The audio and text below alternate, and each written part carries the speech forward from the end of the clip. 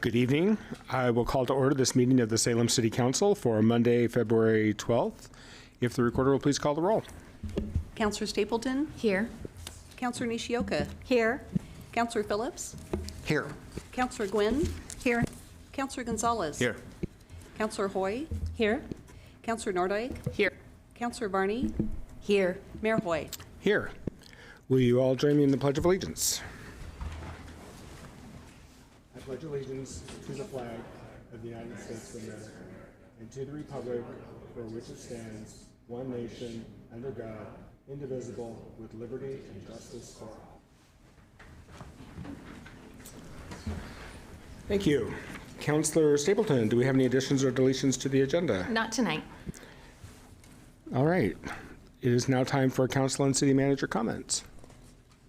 Do we have any? Councilor Gwynn. So I'll go first. I meant to write this all out, so I apologize. We often talk about things that we've done that impacted us over the last couple of weeks, and I recently went to the swearing in of our newest 5 members to the Salem Police Department.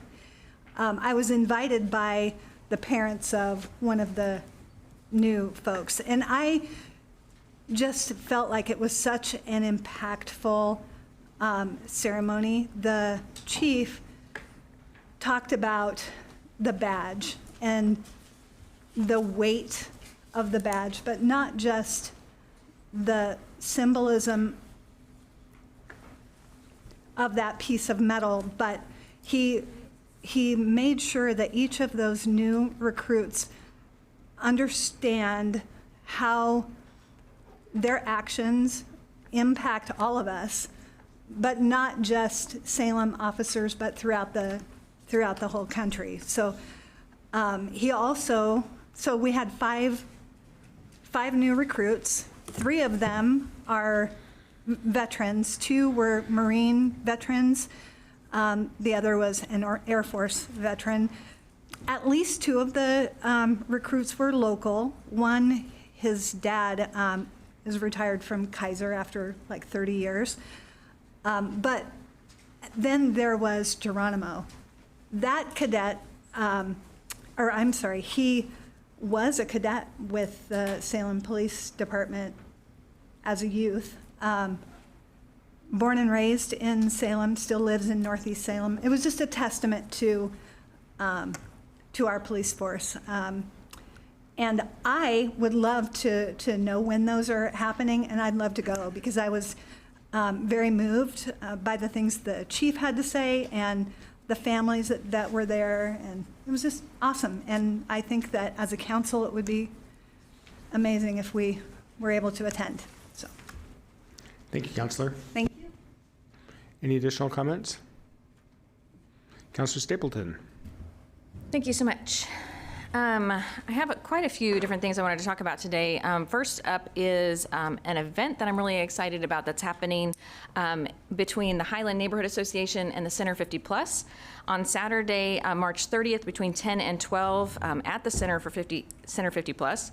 They are having a kids' spring clothing swap, and really I love this idea of how our city different departments that are within our neighborhoods, like the Center 50 Plus, is partnering with a neighborhood association in the area and helping folks out. So if you are interested, look them up on Facebook. They have their ad is on Facebook on the Highland Neighborhood Association. So I'm really excited about that. Lots of people are kind of pinging onto that and getting excited.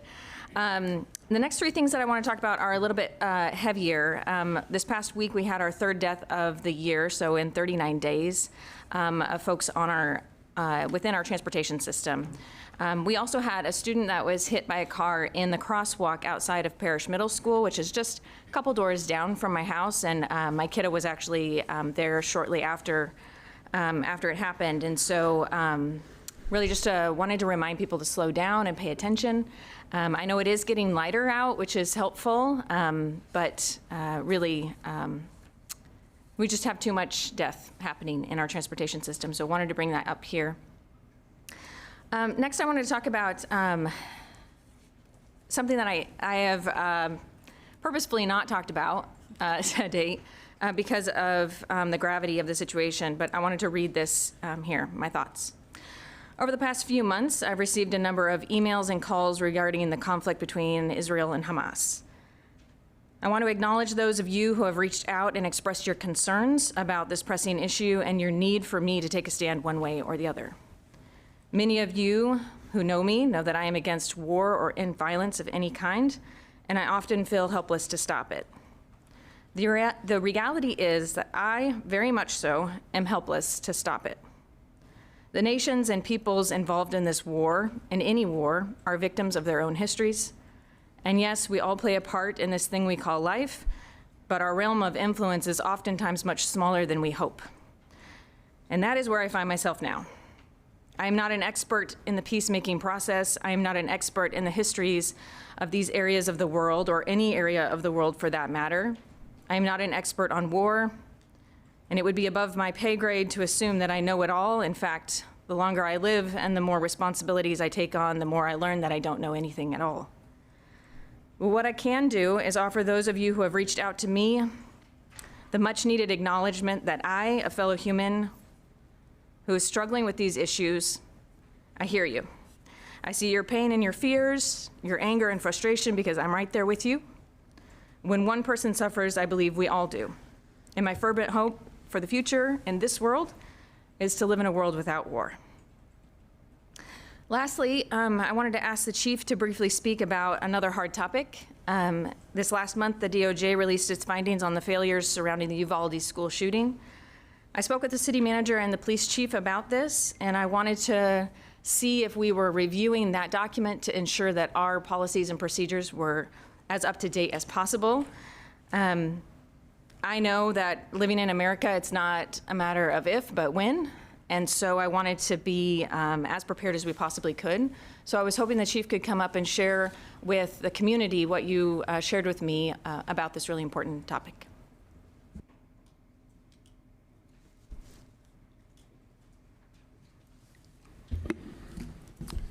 Yes, good evening, Mayor and Councilors. Trevor Wank, Chief of Police. We are definitely aware of the Uvalde, Texas shooting report that recently came out. We have all reviewed that, as have, I guarantee, probably all chiefs in the country have looked at that.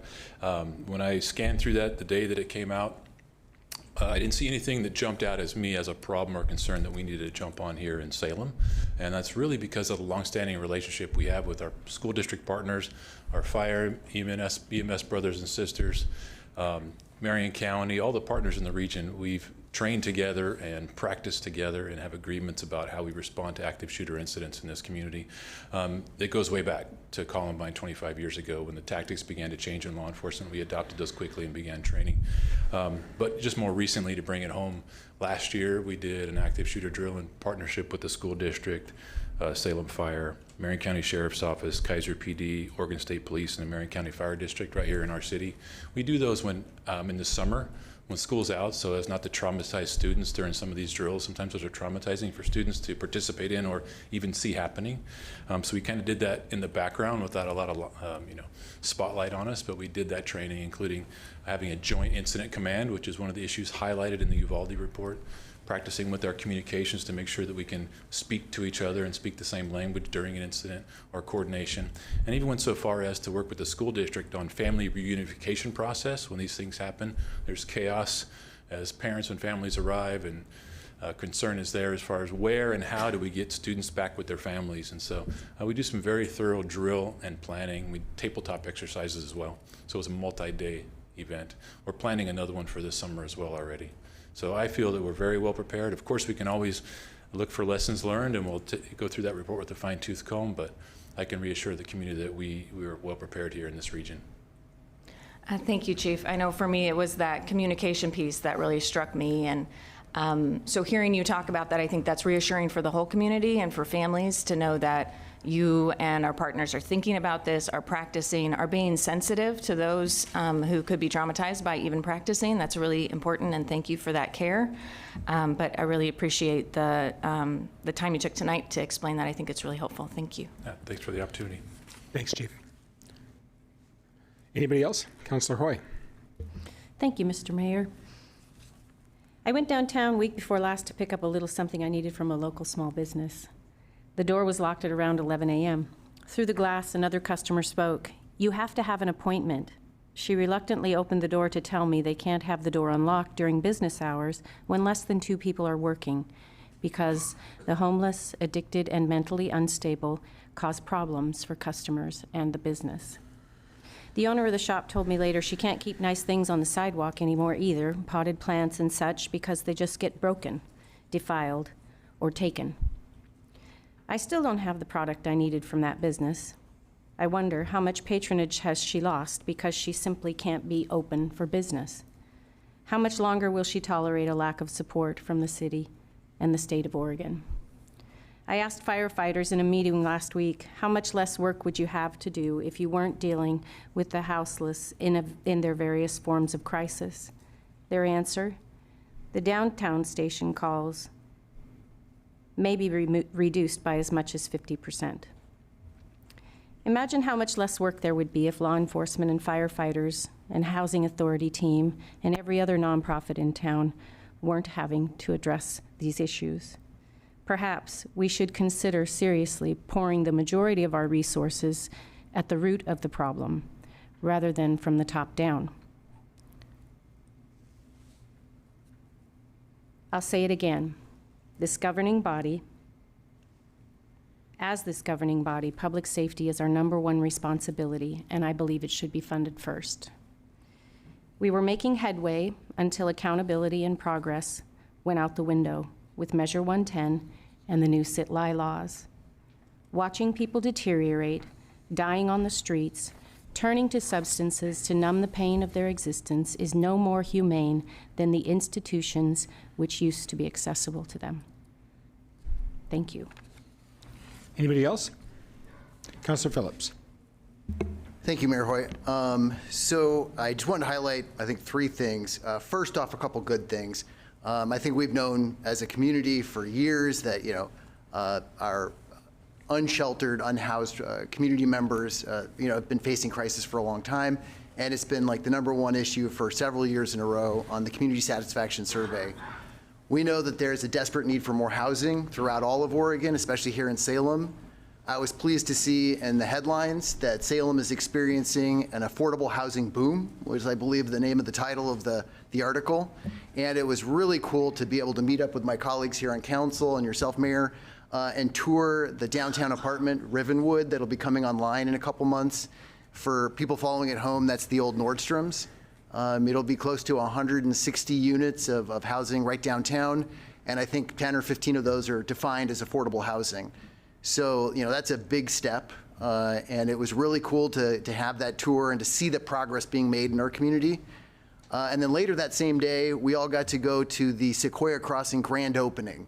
And as city councilors, we get to be commissioners on our housing authority, and it's really cool to be able to see the progress that we've made. I believe there's 60 units there that are all defined affordable housing that are coming online. I think they're already online as of now.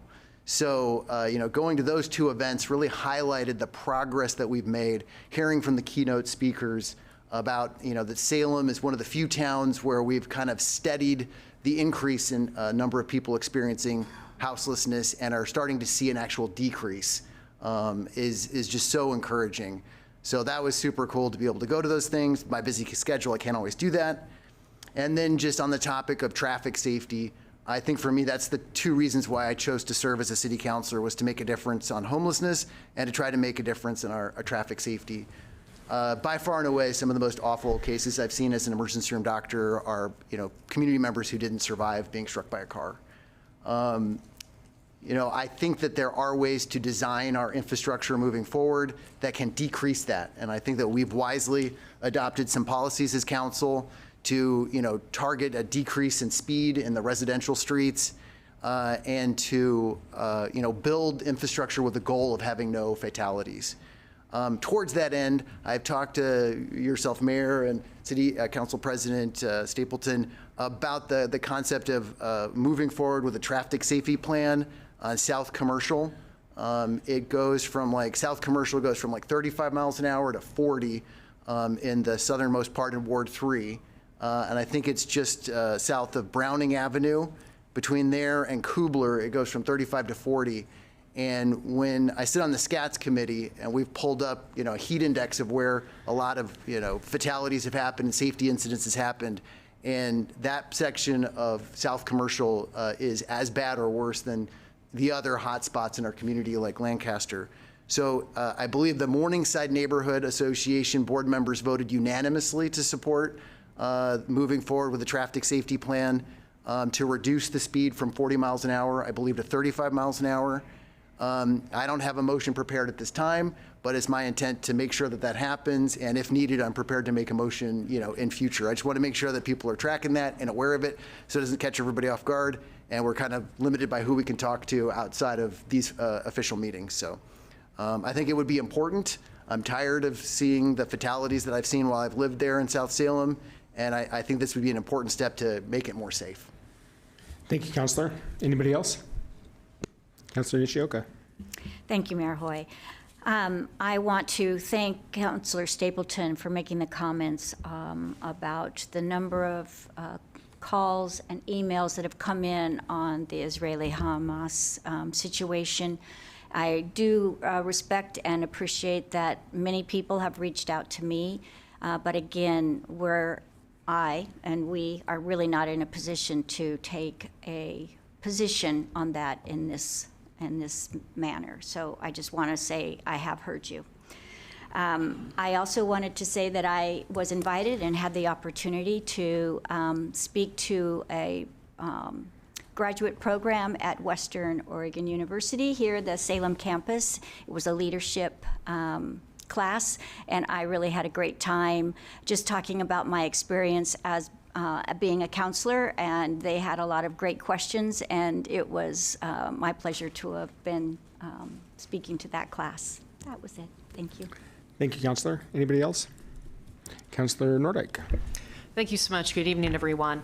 First of all, thank you, Councilor Stapleton and Councilor Nishioka. I join with you. It's incredibly painful to watch what is unfolding around the world. Painful and yet extremely limited in the position that we find ourselves in. A couple other things I'd like to mention. I recently attended an event at Northwest Human Services along with our mayor and Councilor Nishioka, and Councilor Varney was there as well. So the city had funds that had been sitting in its bank account for some time, about $135,000 that we have provided towards the procurement of a mobile outreach van to serve persons experiencing homelessness in the community. What was really impactful about that meeting is hearing the impact that that van is already having, and with the incredible staff that serve it. They have RNs, they have peer support, they have a variety of professionals at Northwest Human Services who are dedicated to providing trauma-informed support to some of our most vulnerable residents, some of the ones who've already been referenced this evening. And they've already served, I think, over 400 people in the grant period for which those funds were made available. 135,000, over 400 individuals served is pretty impactful. I asked the staff at Northwest Human Services, who are you serving? Without naming names, what kind of demographics are you seeing out there in the field when you go out into homeless encampments, when you go out to Wallace Marine Park and so on? They serve elderly, they serve children, they serve people who've recently been discharged from the hospital with amputations. They serve the complete age spectrum.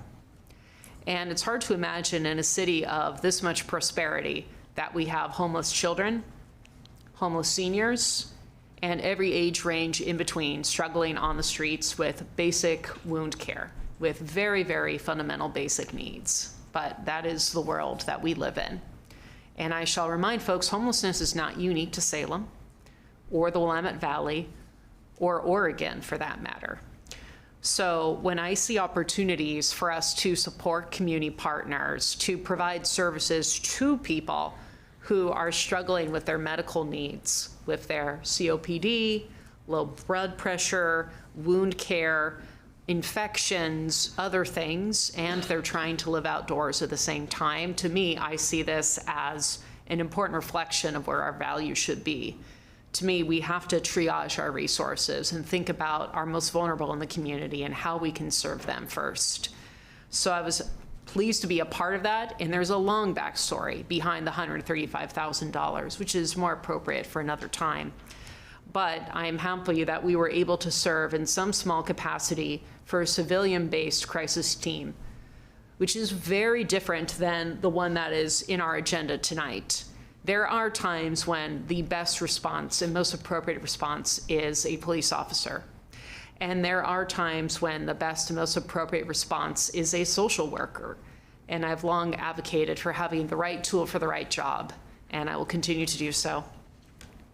In other news, you may have seen that one of our local representatives and also an alumnus of the Salem City Council, Representative Tom Anderson, has introduced House Bill 4072 in the legislative session, which is the latest iteration of an idea that Salem leaders, including our mayor, have been pushing for years to try and allow us to collect some sort of revenue from the considerable number of state properties in our area.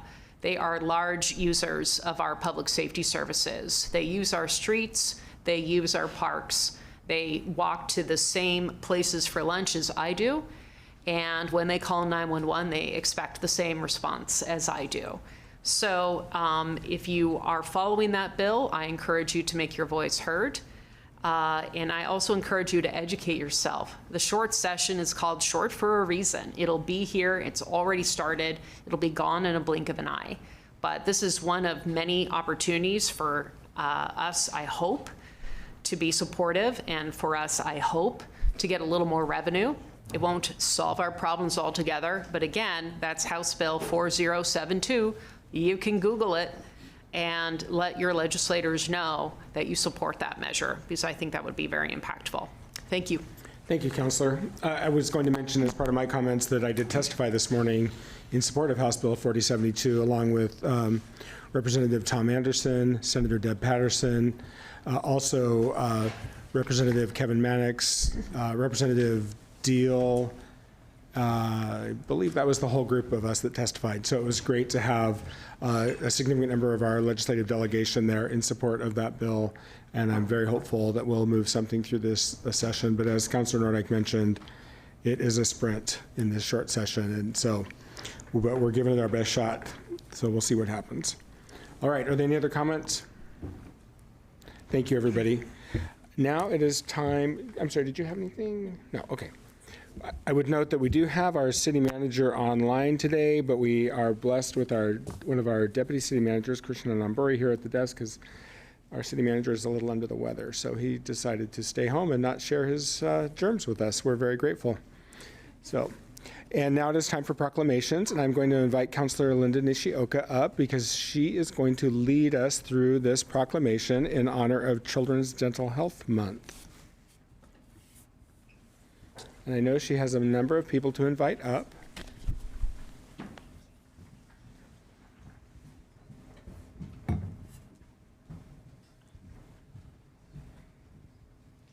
Yes, all right, come all around here. Thank you very much. Thank you. Is this on? Yes, it is. Thank you. You're all set. So, first off, I'll just preface this by the fact that I was in the dental profession for over 30 years, and I still proudly feel very connected to good dental health.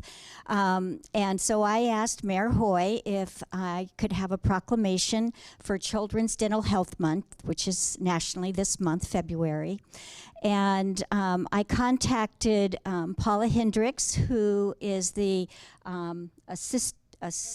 program director for Oregon Technical Institute Salem campus. And this is a program that provides a bachelor's of science to dental hygienists in our city, Salem, Chemeketa campus. So it's really a cool combination of having our community college and Oregon Technical Institute working together. And then there's also the dental assisting program that is at Chemeketa.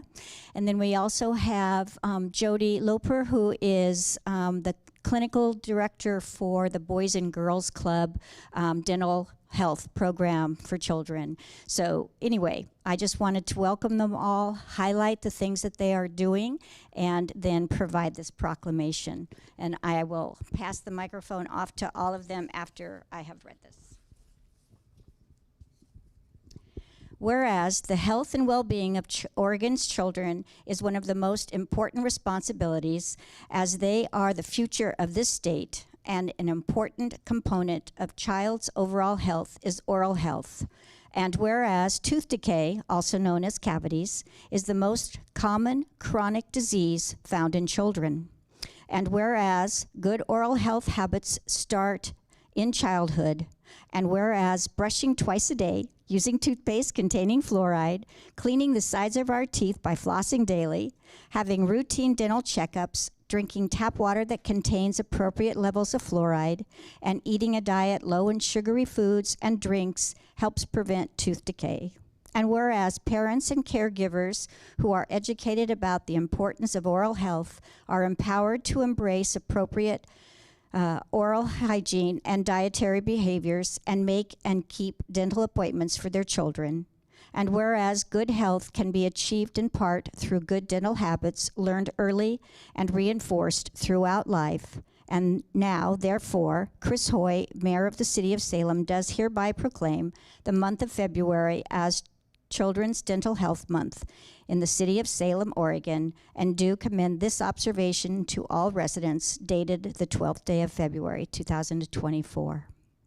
So anyway, thank you all for coming. I'm going to pass the mic down, and you can say a few words and then pass it on.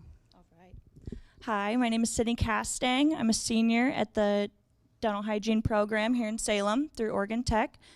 Paula here is our program director.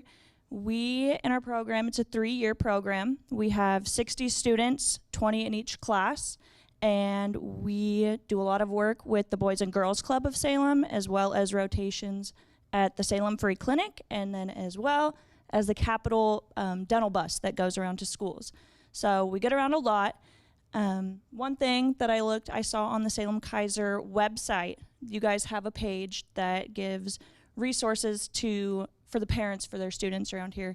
And the only things on there I saw was an application for OHP, the Boys and Girls Club was on there, and then a phone number to call for more resources. And I just got me thinking that we have 20 operatories at our school where we do very low cost cleanings, x-rays. We have a winter restorative clinic where we can do pretty minimal fillings, but we get a lot of patients in there as well. And I just thought that OIT could also be a great resource for your guys' website for parents and students to see. I'm going to pass it on to my teacher, Paula. Thank you. I just would like to thank the mayor and the council for acknowledging this important Children's Dental Health Month. And there's such a need. And our clinic, like Sydney said, a lot of things very well, thank you. How we serve a population that needs us, adults and children. But I know Jody's going to talk a little bit about our collaboration with the Boys and Girls Club, which has been really wonderful, and she probably has numbers about how many students or children are served there. So now I'm going to pass it to one of our instructors, Emily.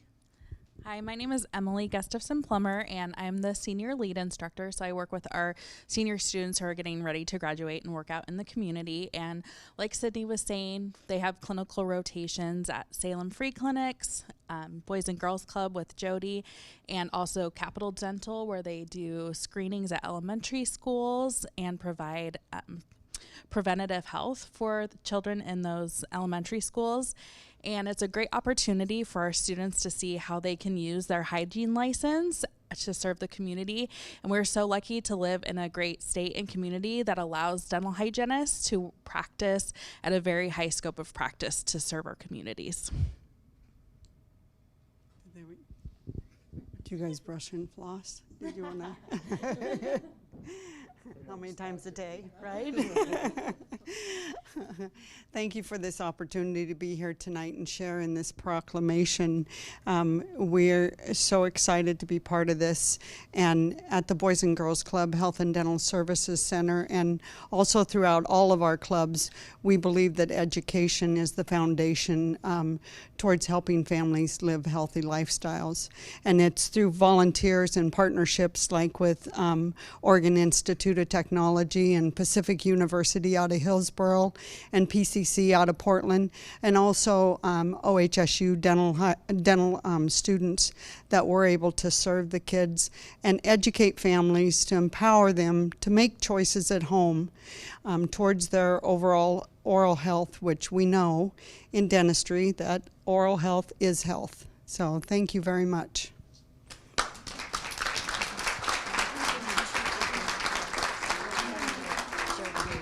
Thank you. You're very welcome. I'll take my papers. Thank you. Thank you. Appreciate you all coming. Thank you. Very for having well us. said. I'm gonna hold you. Let's go. Time to brush Thank you, Councilor, for leading us. Whoops. Thank you, Councilor, for leading us through that. And now we are on to public comment. We have a number of folks here in chambers. We have a couple of folks online, and we will just go ahead and work our way through them. I will start with Mike Jaffe. As a reminder, come on up to either of the podiums. Make sure the microphone is on. Introduce yourself with your name and either your address or your ward. And when the yellow light starts flashing, that means you have a minute left. When the red light comes on, that means your time's up. Mr. Jaffe. Nope. Hit that green button for me. Okay. There you go. Now you're on. Good evening. I'm Mike Jaffe. I live at 2025 Margaret Street in West Salem. And most of you may know of me as the Transportation Planning Director at the Council of Government, but today I'm speaking as a citizen of Salem to support the recommendation for the safety study that's on your agenda. That's item 5C. So anyone who knows me knows I have worked intently and care intently about transportation safety. I've worked downtown for about 30 years and have had many, many near misses when legally crossing intersections in downtown. I just don't feel drivers are just aware of pedestrians as they need to be. And sometimes these near misses are close calls, but sometimes they're deadly consequences. And referring to my coworker of 26 years, Denise Van Dyke, who was hit in a crosswalk on State and High Street in December of 2022, right in front of our office in broad daylight. And since then, there's an LPI that has been installed by the city, a leading pedestrian interval that advances the walk signal about 3 seconds. And I think it's made a tremendous improvement. I can't tell you how many times in the past, before that was put on, I've had close calls, or I've stopped somebody from entering the intersection because a car was turning into the intersection. So the problem is pretty bad downtown. While most drivers are careful, others are in a hurry to get out of downtown or not miss a signal. There's plenty of speeding and reckless driving downtown. I support the work the city has done over the many years to add the bulb outs, and it does help some, but it surely hasn't fixed the problem.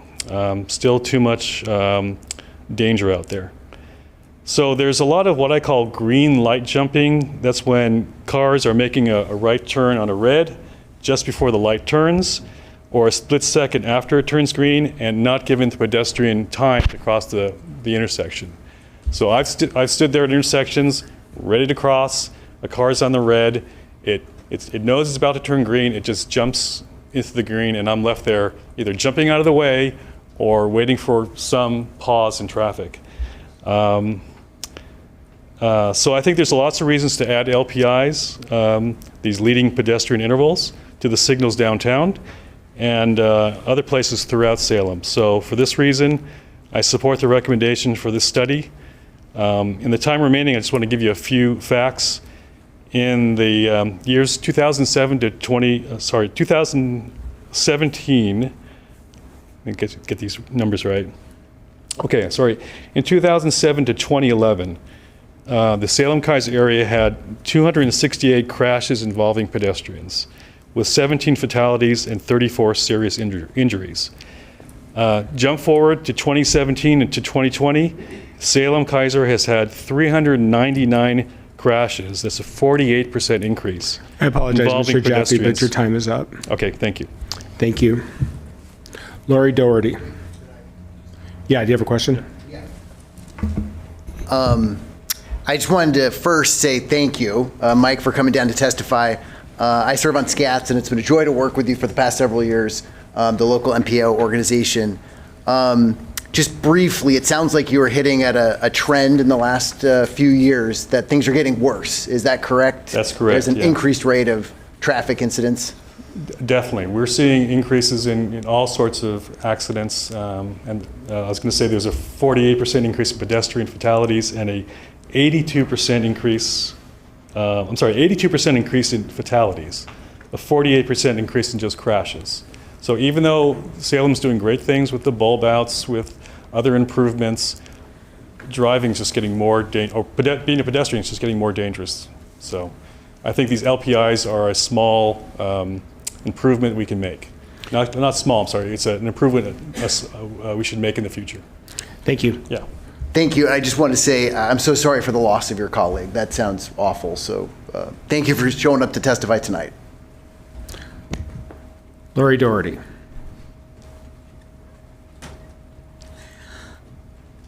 It's on. Push. Nope, you turned it off now. Hit it again. There you go. Okay. Now you're set. Am I ready to go? Yes. Okay. Mayor Hoy, members of the Salem City Council, my name is Lori Doherty. I live in Ward 1. I thank you for the opportunity to speak on Agenda Item 5C, Motion 2462, the same one that Mike was just talking about, to study bicycle and pedestrian safety in the downtown core. I'm retired. I do not have a car. I live right on the edge of the north side of downtown. I walk and bike downtown several times a week to do errands, attend meetings, and go to bus stops. Safety is a big deal for me. I walked here tonight, crossing 2 intersections where 3 pedestrians have been killed, including the one Mike was talking about, and within a couple of blocks of another one where there was a pedestrian fatality in recent years.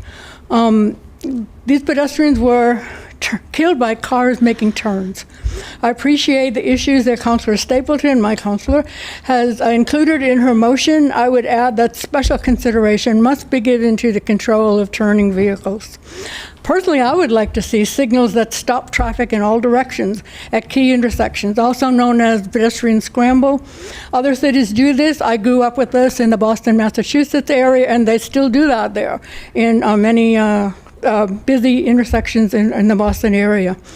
So I hope that this study will develop general safety practices that can be applied without further delay in other areas of Salem where compact, walkable, climate-friendly neighborhoods are being developed. So we don't have to do study after study after study. We can get best practices and just put them in place. Thank you. Thank you, Lori. Next up is Clifford Eifler Rodriguez.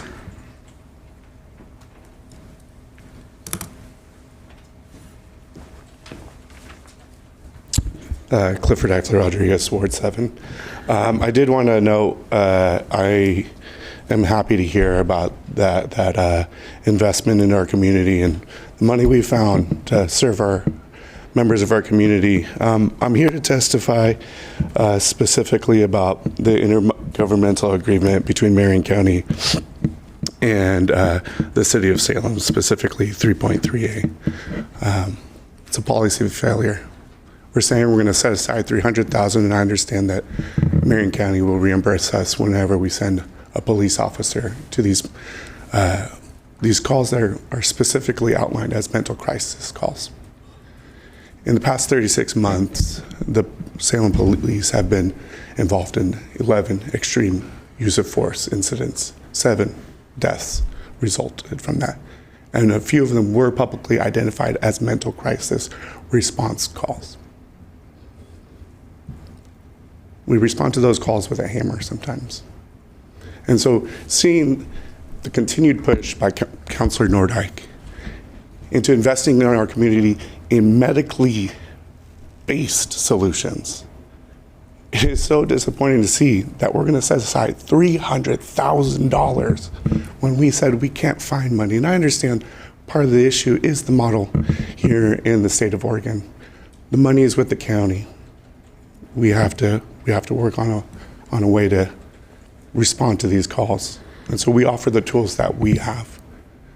But I think it's time to understand that we need to start developing other tools within our tool chest here to respond to these calls more compassionately. The money's there on our side and their side. We do have these resources to respond to these calls more appropriately for every person that is in need at that moment. My mom was a social worker. She worked in domestic violence. It is possible for a 5 foot whatever Puerto Rican woman to respond to these very dire circumstances. She never brought a gun to those calls. So I know it is possible if we choose as a city to invest into these solutions, and if we push Marion County and our other governmental partners where the money and the funds are, that we can develop these more compassionate ways. We don't need to respond with a hammer. We've got plenty of hammers, I'm telling you. That being said, quick aside, I support this study. I hope it whets our appetite for not only downtown, but our arterials, commercial, Lancaster. That's where we should also be adding these studies. Thank you. Thank you. Beth Schmidt.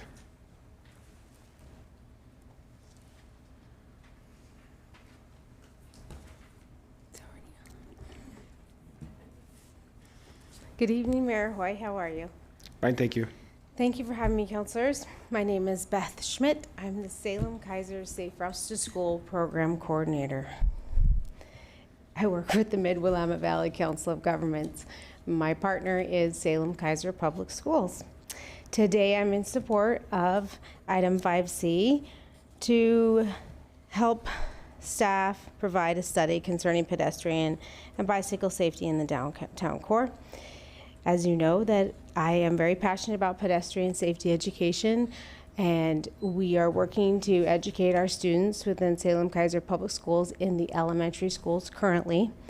And it's my greatest wish that we will continue to keep pedestrians, our students, and community members and visitors who come to Salem as safe as possible. And so I am in great support of this study in a way that will help keep us safe.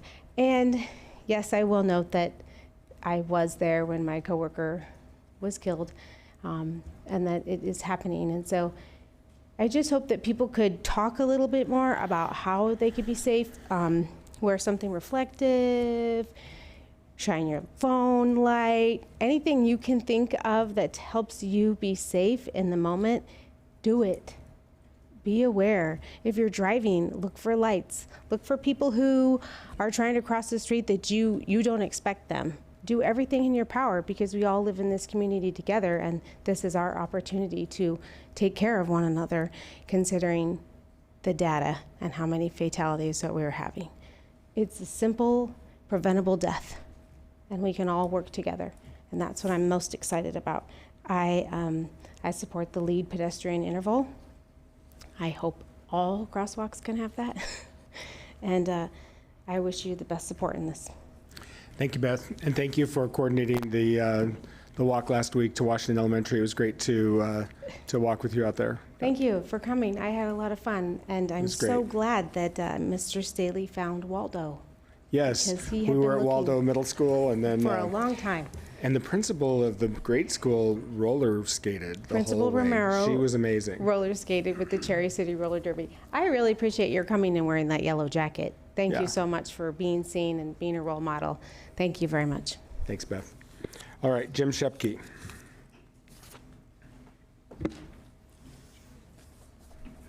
Mr. Mayor, City Council, I'm Jim Shepke. I reside in Ward 2, and I came here to talk about the library, which I'm going to do at the public hearing, but I couldn't resist coming up here and commenting briefly on item 5D, which is this equity assessment of the city of Salem. And I opened this up on my computer, and I saw it was 54 pages long.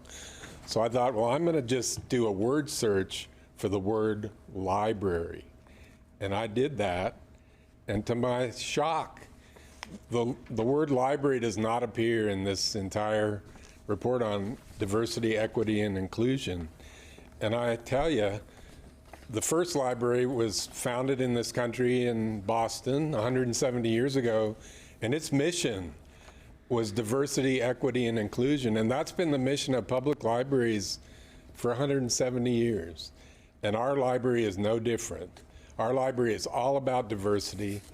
It's all about equal access to resources and information. Diversity. Everyone should go to our library on a Saturday, look around, and you will see diversity like you won't see anyplace else in this city. So I'm disappointed that the library was not included in this assessment, and I just needed to express that. Maybe you can ask why it wasn't. I'm really kind of mystified about that. Thank you. Thank you. Online, we have Phil Carver.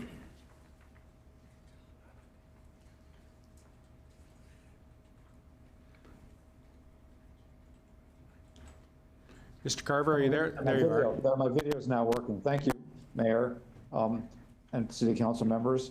I'm here to testify in favor of item 5C, the safety study for the downtown core proposed by Councilor Stapleton, and I've submitted written remarks.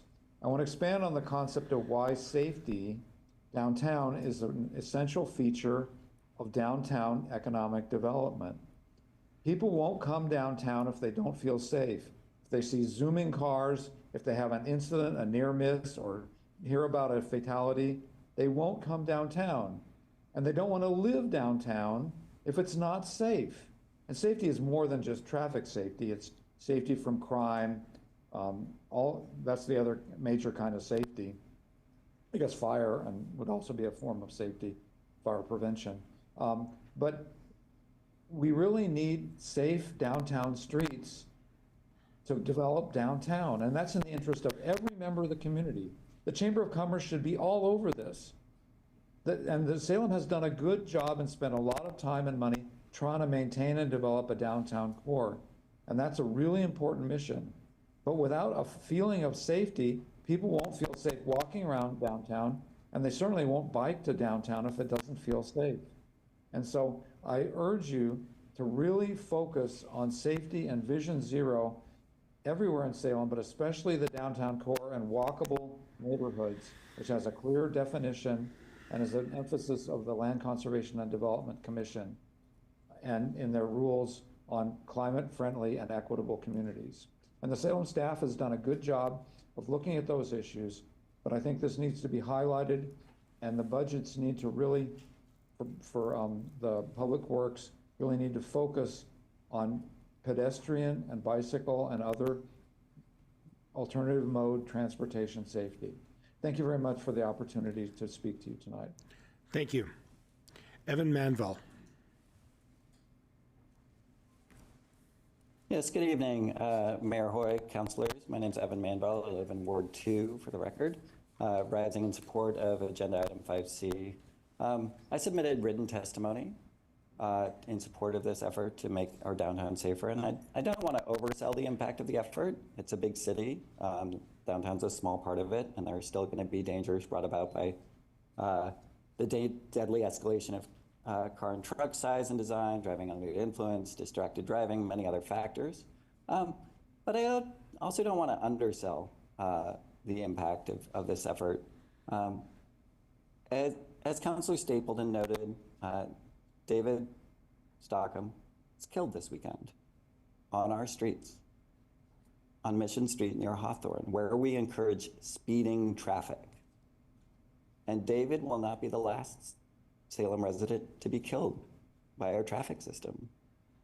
More of our neighbors will be killed in the year to come. And in part, that's because of our choices. Our choices as decision makers, as residents. Now, traffic safety is not rocket science. It's actually pretty basic physics. Higher speeds mean more crashes, and they mean more serious crashes when they happen. Other rich countries have figured this out. America is 2, 3, 4, even 8 times as dangerous as most rich countries, from Canada to Norway.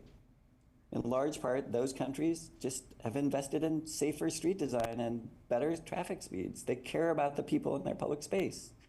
In contrast to the US, we sacrifice 40,000 people a year and shrug. While we investigate every last plane crash or train crash, we just say, oh, there's another car crash. What are we going to do about it? It doesn't have to be this way.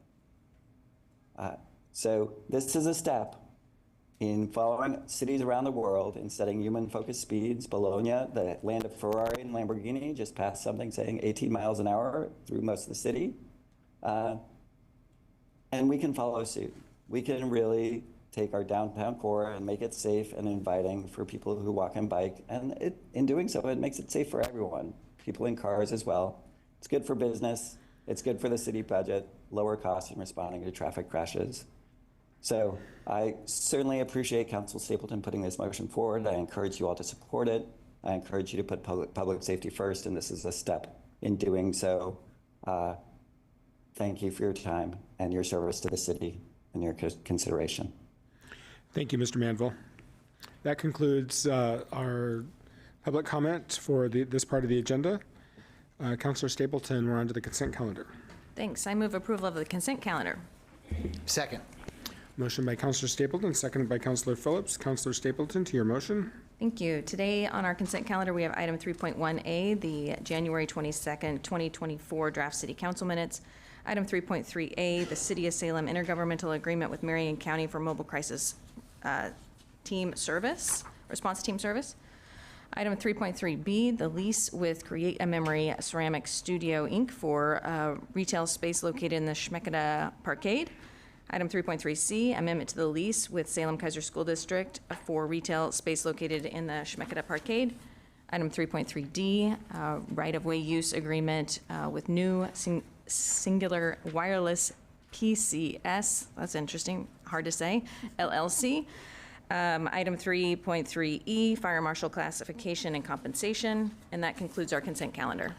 Thank you, Councilor. Is there further discussion? Will the recorder please call the roll? Councilor Barney. Aye. Councilor Stapleton. Aye. Councilor Nishioka. Aye. Councilor Phillips. Aye. Councilor Gwynn. Aye. Councilor Gonzalez. Aye. Councilor Hoy. Aye. Councilor Nordyke. Aye. Mayor Hoy. Aye. Motion passes. All right. It is now time for public hearings. Item 4A. The Salem City Council will now conduct a public hearing to receive testimony regarding Supplemental Budget 2 to amend the fiscal year 2024 budget and eliminate vacant general fund positions. The hearing will begin with the staff presentation, followed by testimony from interested persons. Public testimony is limited to 3 minutes per person. Thank you. Thank you. And I see we have our Chief Financial Officer, Josh Eggleston, at the podium, so we will open this public hearing and hear from Josh. Good evening, Mayor and City Councilors. I'm Josh Eggleston, the city's Chief Financial Officer. Today I have a brief presentation for you regarding Supplemental Budget 2. There are 3 main pieces to this action, and I'll walk you through each of them.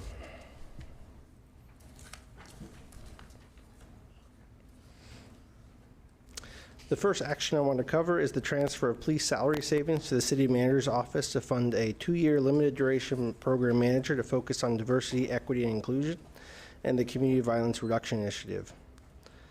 In addition, transferring $18,000 to fund a community convening conversation around the Community Violence Reduction Initiative.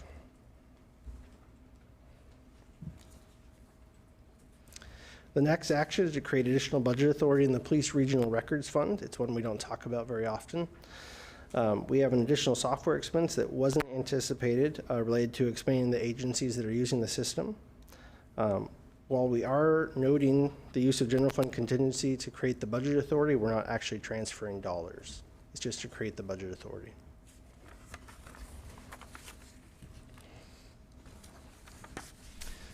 The third action is the reduction of 33.35 full-time equivalent positions in the general fund. All of these positions are vacant, and additional information for each reduction is listed in the staff report. These reductions are the first phase of implementing the reduction proposal that was presented to the City Council on September 18th at their work session. There were a few changes that are detailed in the staff report also.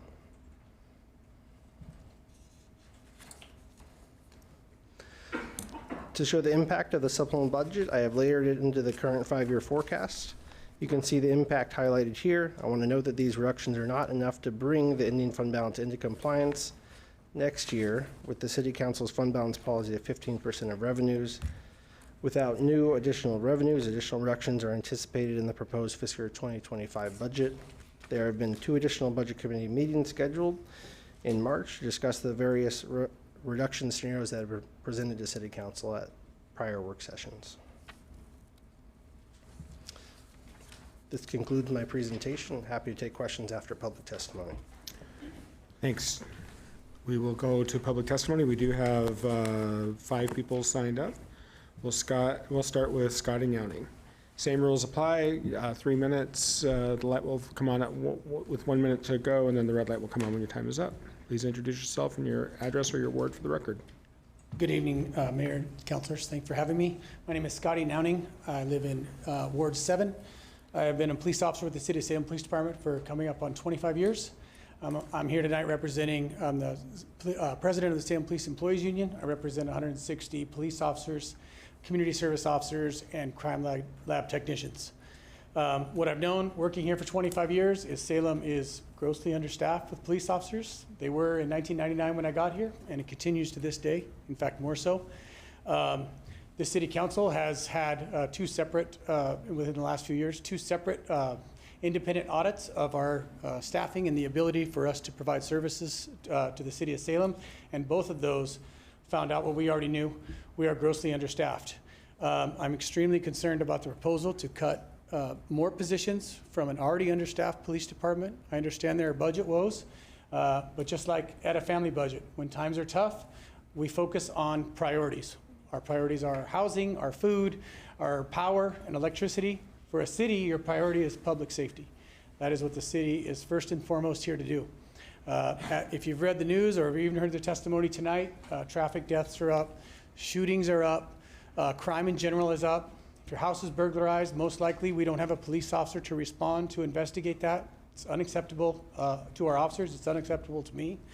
And cutting that further will just exacerbate the problem. We are also, one of the individuals spoke earlier about our 11 critical incidents, he said. It's probably a lot more than that over the last few years.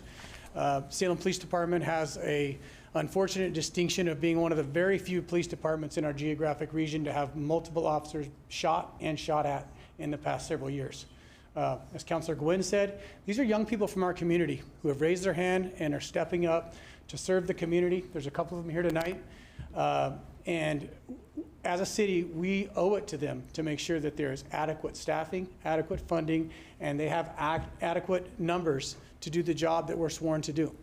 And so I ask you to reconsider when you're thinking about cutting budget, is cutting positions from the police department. I understand we had vacancies. There's a lot of reasons for that. COVID was part of it.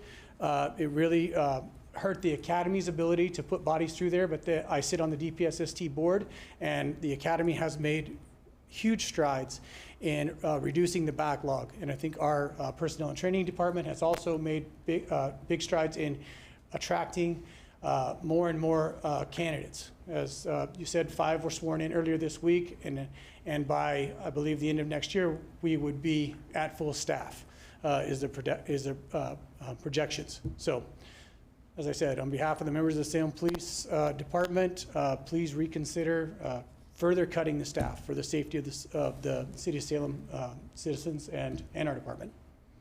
I'll take any questions. Thank you. Sure. Thank you. Officer Nowning, thanks for being here. My question, I don't know if anybody has an answer, but is there any way to equate officers retiring or taking early retirement because they're overwhelmed and it's just too much and they'd rather not be doing it here?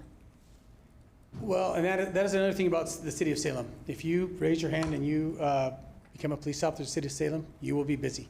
You can ask any police officer you speak to, you can go on a ride along, you will be busy.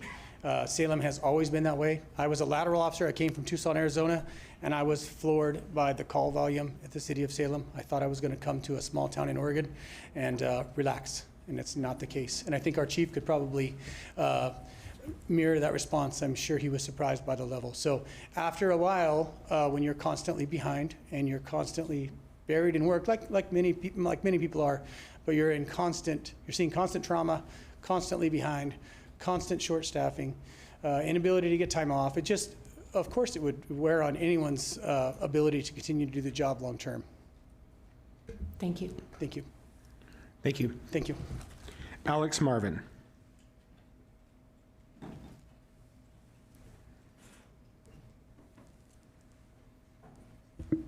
Hello, good evening, councilors, mayor. Yes, I'm just here to speak about the importance of funding the library mostly, and partially how it relates to this. I live in Ward 7, I believe. I've been going to the library since probably before I could walk, and throughout my life it's created an important community and given me uncountable resources for schoolwork and education. The library's resources stretch far beyond the information in its books, so that information is not to be understated. It's a quiet place to study and find resources for projects. The Wi-Fi and computers give people the ability to apply for jobs and the opportunities to learn skills that are truly incredible. I mean, for schoolwork, just for, again, applying for jobs, there do wonders for employability, for ability to pass classes, advanced, unadvanced, simply to succeed in anything that anyone may wish to succeed in. There are free English as a second language classes, CPR training, camps that allow teens to learn everything from website coding to gardening, and valuable social opportunities for every age and demographic.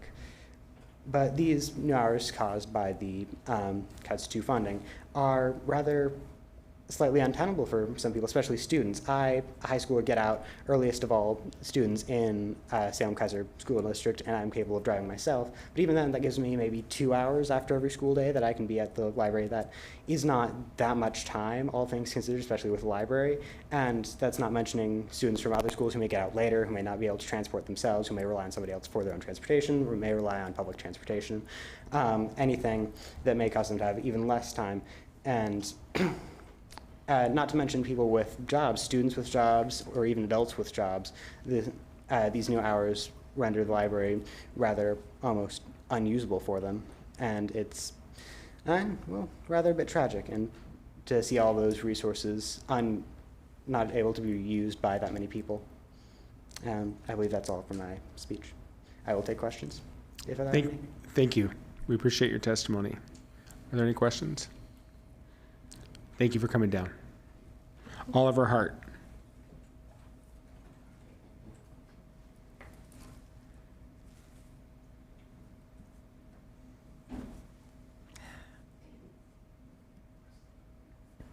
Hello, Mayor. Hello, council members. Thank you for having me. My name is Oliver Hart, and I live in Ward 2. Some of you may have seen me at the Senators meeting a couple of weeks ago. I apologize for repeating much of what I said there, but this needs to be heard. I would like to speak about the budget cuts faced by the Salem Public Library. I've been coming to the Salem Public Library since I moved to Oregon at the age of 7 years old, and this is my 5th year as a member of the Teen Advisory Board. The library has long been my third place, the place my friends and I can come to study, socialize, access resources, and simply exist without having to spend money. Salem doesn't have many free, safe spaces for teens. For many of us, the library was our only consistently available third space. Without being able to access the library in the evening and on Sundays, many teens will have nowhere safe and warm to go.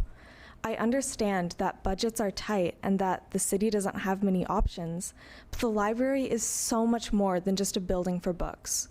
For many teens, it's the difference between having resources and opportunities and being out in the cold. It is simply unacceptable for the library's budget cuts to be so severe. As a member of the Teen Advisory Board, I have seen firsthand the impact our teen events have on the community. In fact, just a few months ago, we were presented with a Mayor's Youth Achievement Award in recognition of our efforts and accomplishments.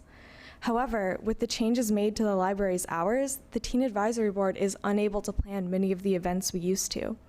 Middle schools in Salem, Oregon get out around 4 p.m., apologies. Many high school extracurriculars don't end until close to 5 p.m.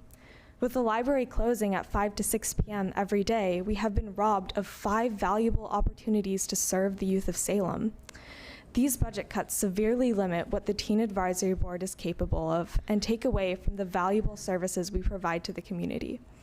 I urge you to make the Salem Public Library a priority in the city's budget for the sake of the young people of Salem. Thank you. Thank you, Oliver, for your testimony. Councilor Nordyke.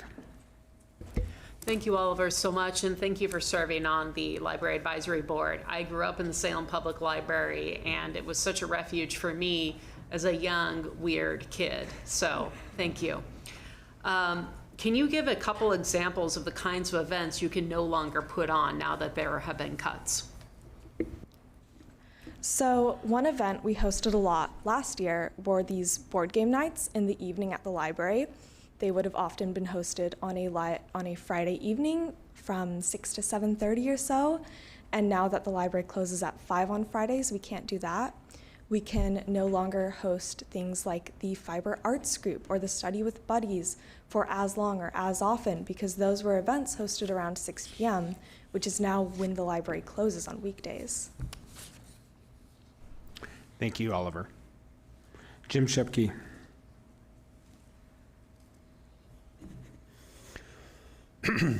Mr. Mayor, members of the City Council, Jim Shepke, Ward 2. I provided written testimony for this public hearing, and I hope you got a chance to read it. I sent you an FY23 benchmarking analysis that compares our library to 7 peer libraries in Oregon, as well as to all 25 of the public libraries serving 30,000 or more population in the state. The takeaway from that is that we are at the bottom. Our library is at or near the bottom on nearly every measure of both resources and performance. We were at the bottom in we were at the bottom in per capita expenditures among all our peers, and also among that larger group of 25 libraries. At the bottom, 25 out of 25. And that's the measure that really drives all the rest, staffing and books and even performance. And this data was from FY23, before the cuts that you are making this year. So when I do this again next year, the situation will be even worse. We weren't always at the bottom. The second report I sent to you compares our hours of operation this year to those 2 decades ago in 2003. In those 2 decades, library hours have been cut exactly in half, from 96 hours per week in 2003 to 48 hours presently. And I should also add that in 2003, we had 29 bookmobile stops throughout the city of Salem. I know you can't fix this tonight or anytime soon, and I'm not asking for that. I'm just asking for you to understand this and for you and your staff to acknowledge this. In the staff report you received on December 11th, there was this statement about the library, and I quote, "Our primary goal remains to continue serving our community with excellence." With excellence. Please. The benchmarking numbers that you have don't lie, and we have fallen so far from excellence. And it's really harmful to try to sugarcoat this, and it works against an eventual solution. We need an acknowledgement from you and from city staff that no library department has fallen so far from excellence as has our library, and that's all I'm asking for tonight. Thank you. Thank you, Mr. Shepke. Any questions? Are there any questions? Okay, thank you. Thank you. Is there anybody else who wanted to address the City Council regarding item 4A? Come on up to the podium, please, and turn that microphone on. Introduce yourself with either your ward or your address. You have 3 minutes. You can stop at that one. That one works too. Everybody always goes to this one for some reason, but that one works just fine. Nope, hit that button there on the microphone. There you go. Thank you. Thank you very much, Mr. Mayor, members of the City Council, ladies and gentlemen. My name is David Levy, and I'm currently acting Salem Library Advisory Board, on the Library Advisory Board, but I'm here as a resident of Salem. You've gotten a lot of testimony about the situation in the library, so I'm not going to go over that. I know there's been a lot of written testimony. What I will tell you is funding the library is not going to decrease crime in Salem. Funding the library is not going to fill potholes in Salem. Funding the library is not going to prevent fires in Salem. What funding the library will do, clearly, will be supporting the heart and soul of this community.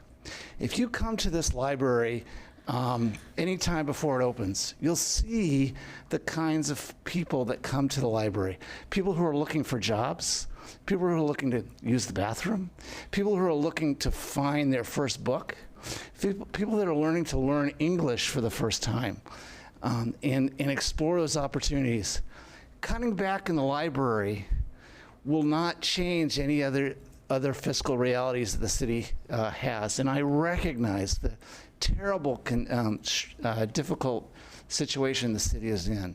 But cutting back the library, cutting back the hours, cutting back the opportunities for residents to use this building here and the ones in West Salem simply cuts at the heart and soul of our community. And that's all I had. And I'd be happy to answer any questions. Thank you for your testimony. Are there any questions? Thank you. Thanks. Is there anybody else who wanted to address the City Council on this topic? All right, we'll go back then to, Lois Stark. Hit that button, introduce yourself with either your address or your ward. I'm Lois Stark. I live in Ward 2. My counselor is the wonderful Ms. Nishioka. I didn't write anything today. I'm following in the steps of our Mayor Hoy at the Center 50 breakfast when he said, I'm just going to speak from the heart. So that's what I'm going to do. We all know and love the library, at least I hope we all do. It's a very important place.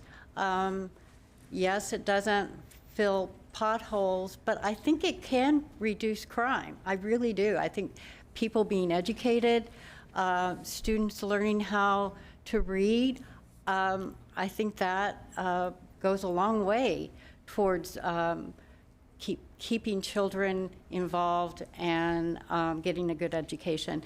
The one thing that hasn't been mentioned tonight is that a program that has been going on for 50 years at our library is no longer being done, which is the program for seniors who are homebound.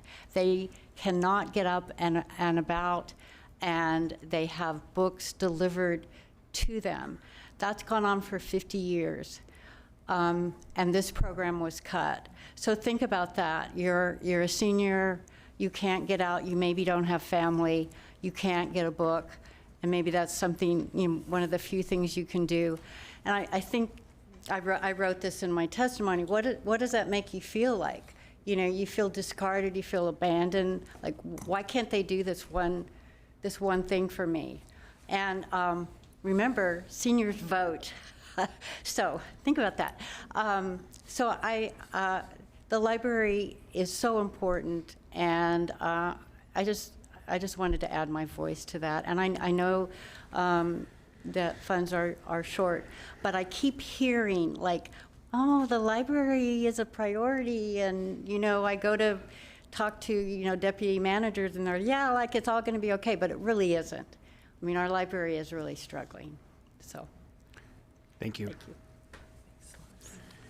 Is there anybody else? Can I speak on 4A? Are you Sarah Van Woy? Yeah, that's me. Yeah, I'm going to get to you. I'm just getting to everybody in the chambers first, and then I'll get to you. Perfect. Thank you. Okay. Come on up, Clifford Eifler Rodriguez.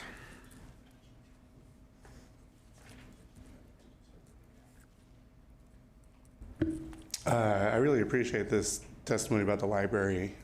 It's part of a wider conversation of investment in community spaces that, as a city, we've struggled for a long time. The first time I testified at the city council was when we were talking about shutting down Old Linger Pool. I worked for Parks and Rec, and we no longer have public pools here. What I love about hearing about the testimony regarding the library is, this affects me directly. I can't go to the library unless I take off of work. I work a different schedule, Tuesday through Saturdays. I work from 9 to 6. Mondays and Tuesdays, the library is closed. And it's in these valuable third spaces that we do see our community mix. It is, Jim brought up the fact that, the library was omitted as part of that diversity study. When we disinvest in community spaces like this, we do see people, at a loss of where to go, what to do. The library, on a basic level, I've definitely gotten to the library just to go to the bathroom. It was a safe place for me to go to the bathroom. More and more we see this idea of public safety centered around carceral solutions, and we don't see how public safety can be invested in by providing spaces for people to be. The library is a place for people to be. Pools are a place for people to be.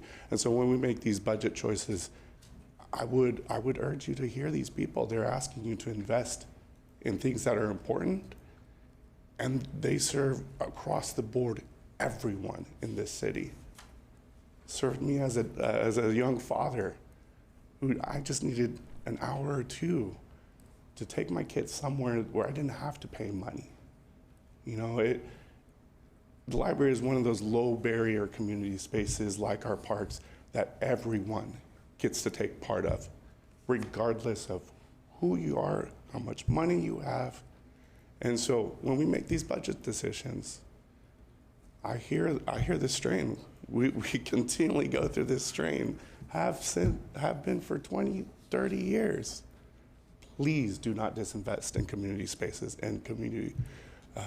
The library is the center of a lot of people's testimony here, but it's not just that. Consider the options of how we can deliver public safety and deliver the things that people in Salem are asking for and needing beyond, So please consider funding the library as much as you can. Thank you, Clifford. All right, Sarah, online, we will get to you now. Sarah Van Way. Thank you so much. My name is Sarah, and I live in Ward 1. I'm sorry I couldn't be there in person tonight. Regarding agenda item 4A, I strongly recommend that the council not transfer the $72,000 of salary savings to the limited duration program for use on DEI projects. Even if a DEI project were in the best interest of this community, it's not an essential function. It's difficult to understand why cuts were made to the library and city parks if the intention was to turn around and spend those savings on equally non-essential functions. The citizens of Salem don't need a city to fund DEI projects. They need a city that's not in debt. If they have that, they can make their diversity, equity, and inclusion goals happen. I'm a medical student at OHSU, and I'm a paramedic for Falk Ambulance and a paramedic for Lions Ambulance. There are a lot of community services that I never wanted the city to cut, and I have a long list of discretionary spending I'd love for the city to undertake. But I understand that the priority has to be for the city to be solvent. Please do not shift this money to such a vague and non-essential function. Focus on our solvency, and our citizens will have the means to enrich this community far more than any DEI research program could. And then just as an aside, because I still have a minute left, I just wanted to follow up on the previous testimony of cutting more Salem Police Department positions. And I can attest that there's not much that compares to the awful feeling of calling for a Code 3 PD when a scene is getting out of hand and there's no one available. It was mentioned before that we do want to de-escalate these situations medically whenever we can, but sometimes things do turn out of hand and they they do become dangerous, and our police officers in Salem are often the only reason why we as paramedics go home at night. So I just wanted to do a plug for that as well. So thank you. Thank you for your testimony. All right, that concludes the public comment on this during this public hearing. We will go back to staff for questions. Mr. Eggleston, I have one on you. If you could pull up your slideshow again. If you could go to the slide that showed the cuts, the 33.35 positions or whatever the number was. I'm not sure if I'm recalling that correctly. And my question for you is, how many of those positions have never been filled? In other words, how many of them were added to the budget but have yet to be actually filled?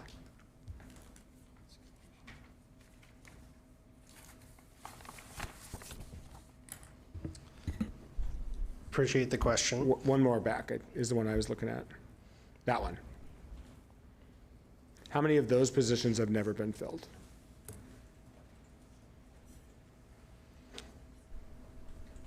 About 20 of them, so about two-thirds of them. 20 of the 33. Could you just go through those with us maybe? And I won't hold you to it, but give us approximately which of those positions have never been filled.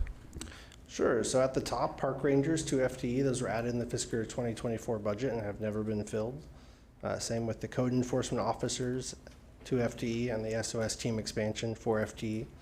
And the same for the internal services, 10 FTE.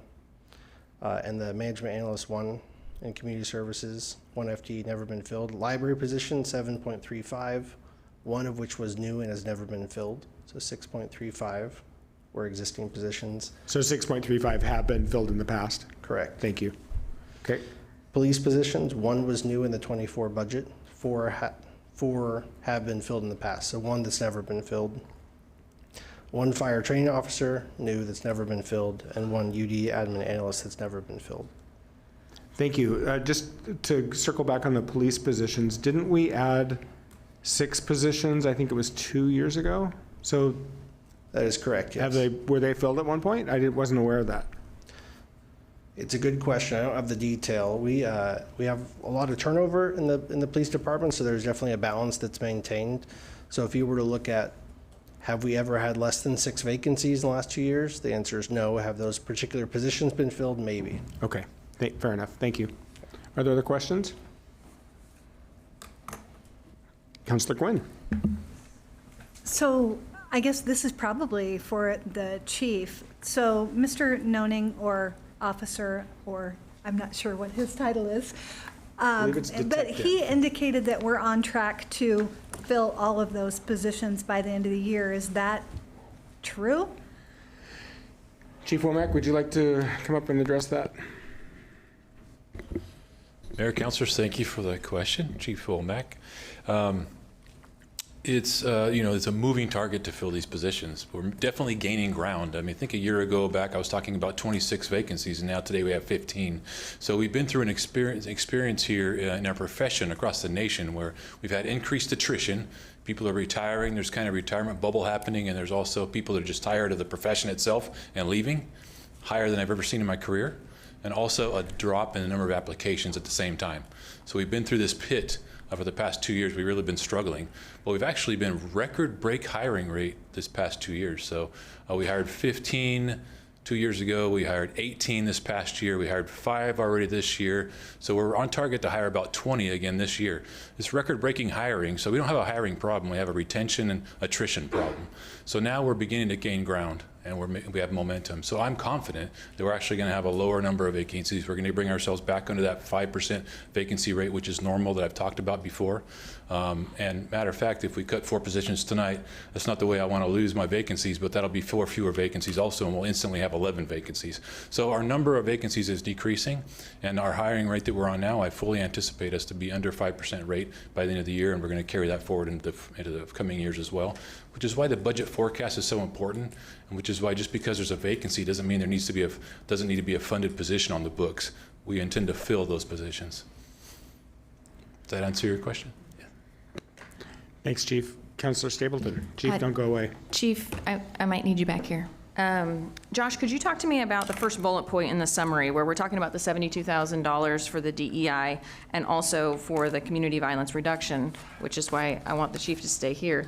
It is my understanding that when was it, because time is a flat circle and I can't remember, that we started the DEI initiative here. It was during my time on council. We hired somebody, and then it is my understanding that that person has left and is no longer here. So is that a vacant position, or have we backfilled for that already? So there's a couple moving pieces there. A couple years ago, the city council added a 2-year limited duration position to focus on DEI. That position was filled and was slated to actually become a full-time permanent position. That's one of the positions that actually is being reduced today, a full-time DEI coordinator.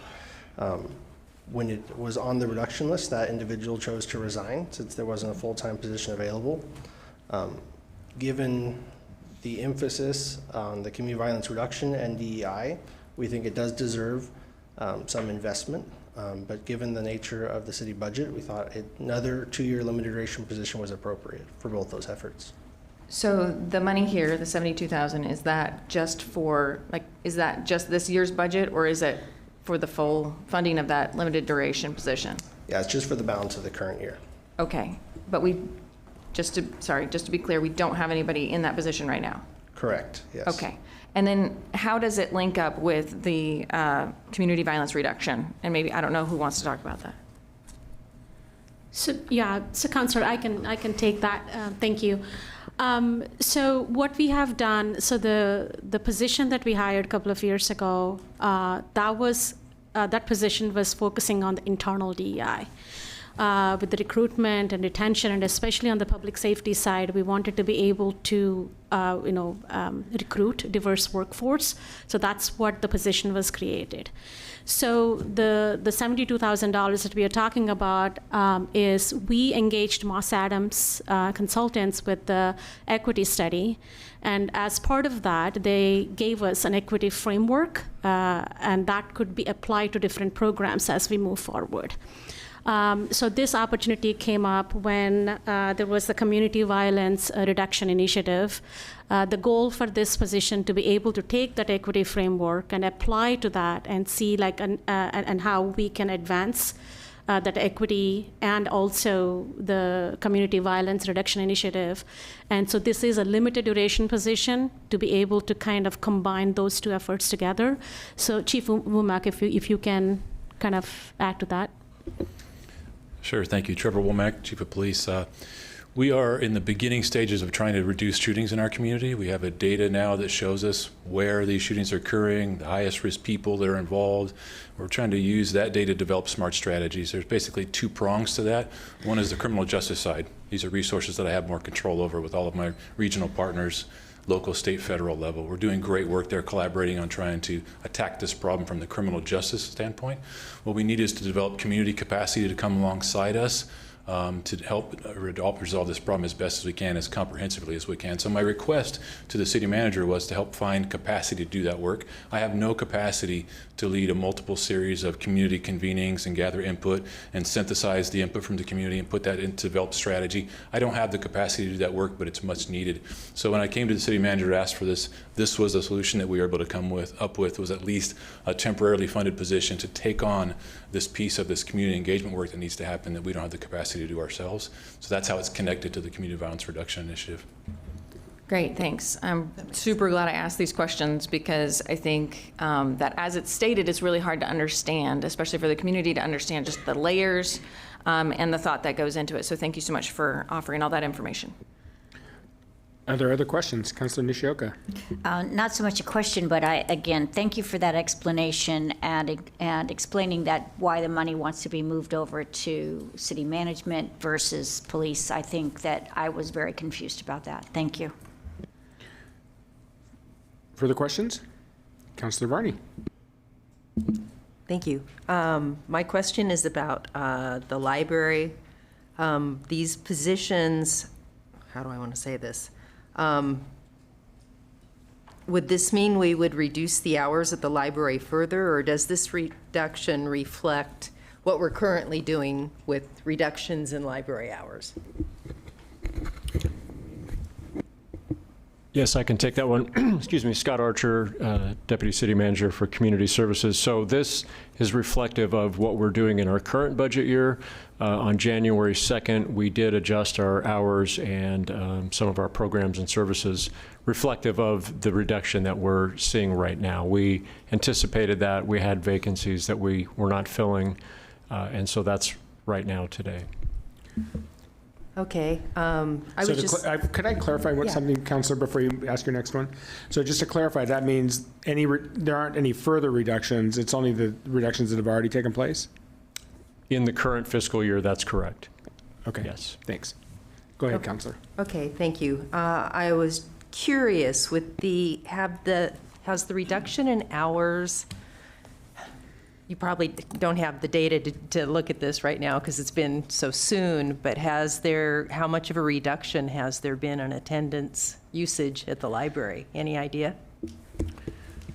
We do track that information, and we could provide that. I would need to update our information, and we could certainly provide that if you'd like that.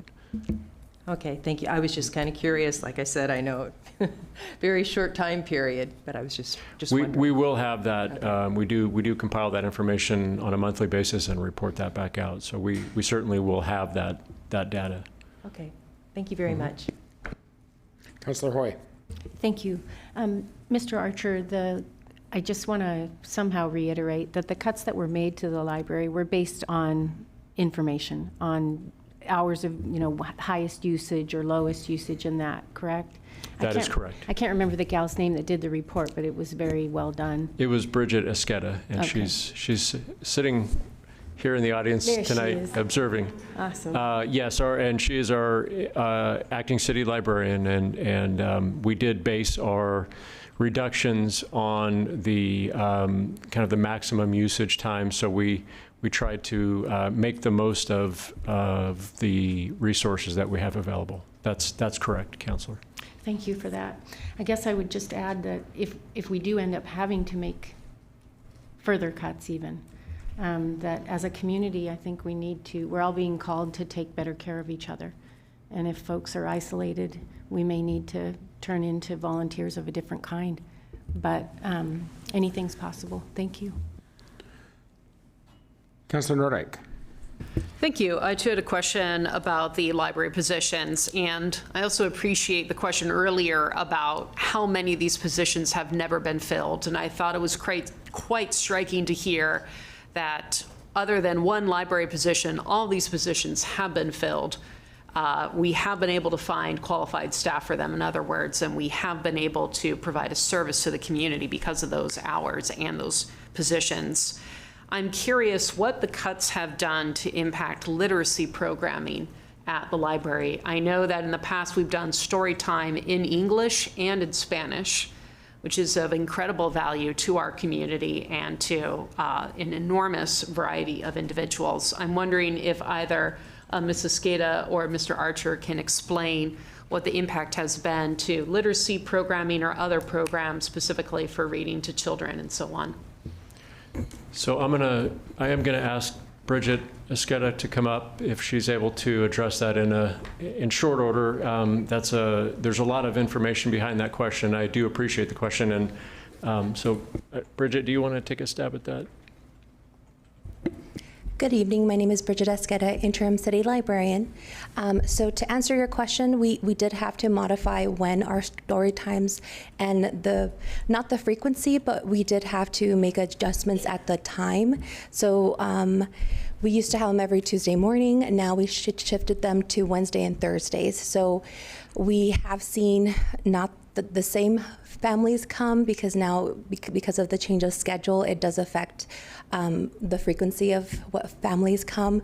But we have added different languages. We have a Russian story time now that's paid through foundation money and ASL. So we did add extra languages because we know how diverse our community is.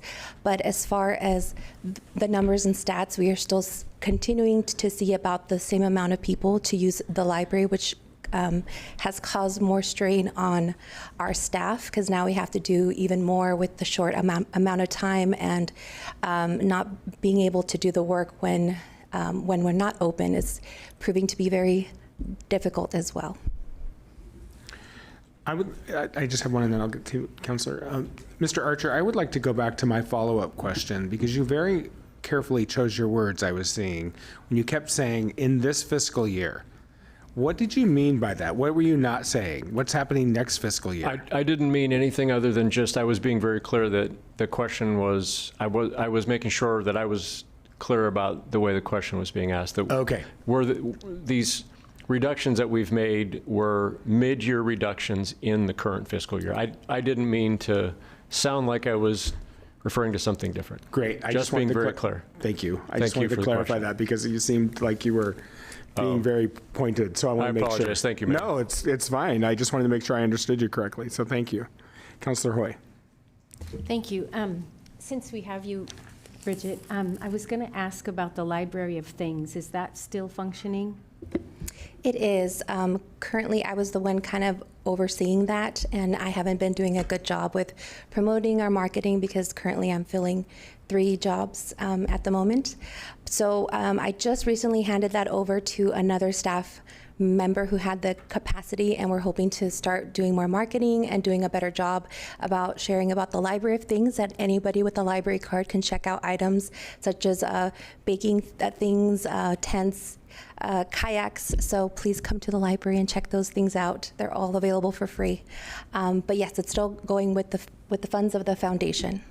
Oh, that was my next question. Is that funded locally or federally, or is there a grant for that? We won a $43,000 grant through the state, and then currently for new items, it's all being funded by the Library Foundation. Okay, and are the people, like, for instance, are you paid by the money for that from that grant, or are you just paid by the city for through working for the library? I don't know how to ask that question any better. So who pays for me? The City of Salem. I work for the City of Salem, yes. Thank you. Yep. Thanks so much for being here. Thank you for having me. And Bridget, I would just like to say, I am so sorry that you are being asked to serve in 3 positions at once. That is just not okay. And I very much appreciate the fact that every time I've ever interacted with you, you are so cheerful and responsive and care so passionately about our patrons that I just really appreciate you. And I just wanted to say that out loud. Thank you. As a librarian, I serve my community, and I do it with a lot of pleasure and happiness to do so. Thank you. Mayor, I had a quick question Yeah. for her. Yes, thank you. It is unfair that you were being asked to do 3 things, or 3 different jobs. I will just start by saying that my husband came down to the library and borrowed one of the moisture meters for wood. He was doing a woodworking project, and he needed this moisture reader thing, and he had to go. He was looking at buying it. It was going to be like 50 some odd bucks, and I was like, check out the library, and it was great. We went down there, borrowed it. It was fantastic. So if anybody is into woodworking, I had a question about a program that apparently has stopped that was brought up in public comment, and that was this home delivery to homebound seniors. Can you elaborate on that at all? And are we doing anything with community partners to help maybe fill the gap that has been developed through these budget cuts? Yes, so that program, it was called Operation Bookshelf, and it was a partnership between the Women's Kaiser Association, the Women's League, and the library. So we had one full-time person that was their sole job, was to do the Operation Bookshelf and also some collection ordering. But due to the vacancies, we had to we needed to increase staff capacity. So we had asked, we were currently dedicating this full-time staff member for this program that served 76 residents of the community.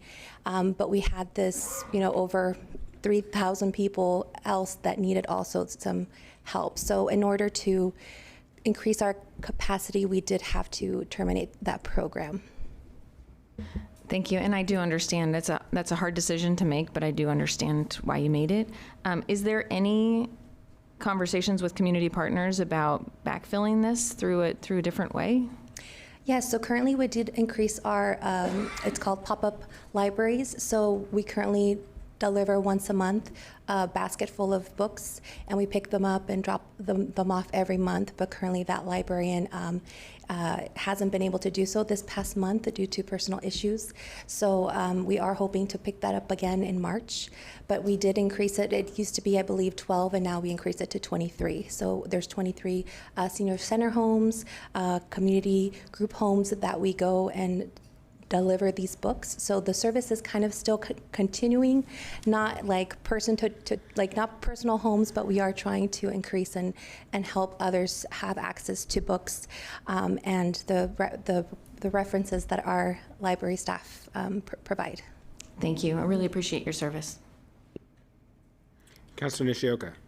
Thank you, Mayor Hoy. Putting you on the spot just continually. I know in the past that there's been discussion about increasing volunteers at the library, but there's not always the opportunities for them to do the jobs of the librarians. And so I respect that because it has to do with the union, but also volunteers may not be able to fulfill those duties. But again, the question that has been already asked of this one program, I'm wondering if that is something that a volunteer could assist with. And again, I'm not challenging you and what all you're doing in the 3 jobs. I guess I'm just asking if that's been a thought. We definitely utilize our volunteers to the best of their abilities. One of the things, because even though we had the partnership with the Women's League, it was still very difficult to have a consistent volunteer to help with those kind of drop-offs. It was a lot of physical labor, and those are heavy books. So even with that help, it still wasn't enough, especially because we had a long wait list of people who wanted to be part of it, but we couldn't take because of the capacity of that current librarian and also the Women's League. There was just not enough volunteers. Thank you. That answered that question. And again, I respect the fact that even though some feel that volunteers could maybe do more, it is a matter of consistency and abilities. So thank you very much. So I have one more question for Mr. Eggleston. So I just want to make sure that I'm following where we're at tonight. So as I understand the situation, we added a bunch of positions in our last budget year, and in anticipation of receiving new revenue through not only the operations fee, but the payroll tax. And that tax subsequently was overturned by the voters. So now that revenue that we anticipated is not available in our budget. So we are eliminating positions to balance our current year's budget. So that's one question. Is that accurate? And the second part is, what would be, so if, let's assume for a second that the revenue task force is successful and we were able to come up with an alternative new source of revenue, when might that revenue go into effect, and when could we potentially add these positions back that we were cutting? Hit that microphone for me, please. Thank you. Appreciate the question. I would say it is the first step in balancing the budget. It doesn't quite get us there. We're still anticipating the use of fund balance in the current year. So even with these reductions, so additional reductions are needed if you're only talking on the expense reduction side of the equation. On the revenue side that you mentioned, the Revenue Task Force is meeting. They had their first meeting. They're meeting 6 additional times at least, with the hope of bringing the City Council recommendation in July. It really depends on what revenue they recommend. The earliest you could see it is likely fiscal year 2026. So we have the current fiscal year that ends in June, and then fiscal year 25 that starts. So say you had a ballot measure on the fall election or the following May, you would receive those in fiscal year 2026. Thank you. Are there additional questions for staff? Councilor Gwynn. I think I have a couple. Great. So Josh, what if we don't do this tonight? What happens? Financially, nothing really changes. These positions are vacant, and I don't anticipate them being filled the current year. However, going into fiscal year 2025 with a bunch of intentionally vacant positions is challenging for me. I think it prevents a false picture. We would likely have them proposed to be reduced in 2025. Given that, I think it's appropriate to reset the fiscal year 24 budget, reducing those positions with the full knowledge that City Council, the Budget Committee, could add those services back in the future. Can I ask? Sure. And this is probably more a Budget Committee question than this, but I would love to know at some point how much the city spends on studies every year, because it just seems like we do study after study after study. I want to go to work for Moss Adams personally, but I would love to know that at some point. And then my other question is, we increased the utility fee by over 70%, right? With the current current increase in January. And wasn't that for public safety? So I thought that part of that at least was public safety. So I just have a hard time eliminating public safety. Yeah, I appreciate the question. So the city operations fee increase was step 1 of 2 of the Safe and Secure Community proposal. It was later renamed Safe Salem. So some of those pieces are still in place, like paid security at the downtown parkades. The balance of the funding supported many of the positions that you're reducing tonight. And that revenue right now is just getting us to the point where we can still have revenue conversations. So at this point, it's not appropriate to fill those positions with that step 1 only complete. If we had additional revenue beyond that, then it would be a more sustainable picture. Does that answer your question? Councilor Phillips. Would it be wrong, and I don't know to whom on staff this should be proposed to, but would it be wrong to say that we're kind of in a position of triage right now, given the lack of adequate revenue to fund the positions that we as a body thought we needed as recently as a few months ago? I mean, it may just be rhetorical, but. I would say it's a fair approximation, yes. So, I have appreciated staff's, effort to educate us and to keep us up to date as to the decisions that we're making. There's a lot of moving pieces for a city of our size.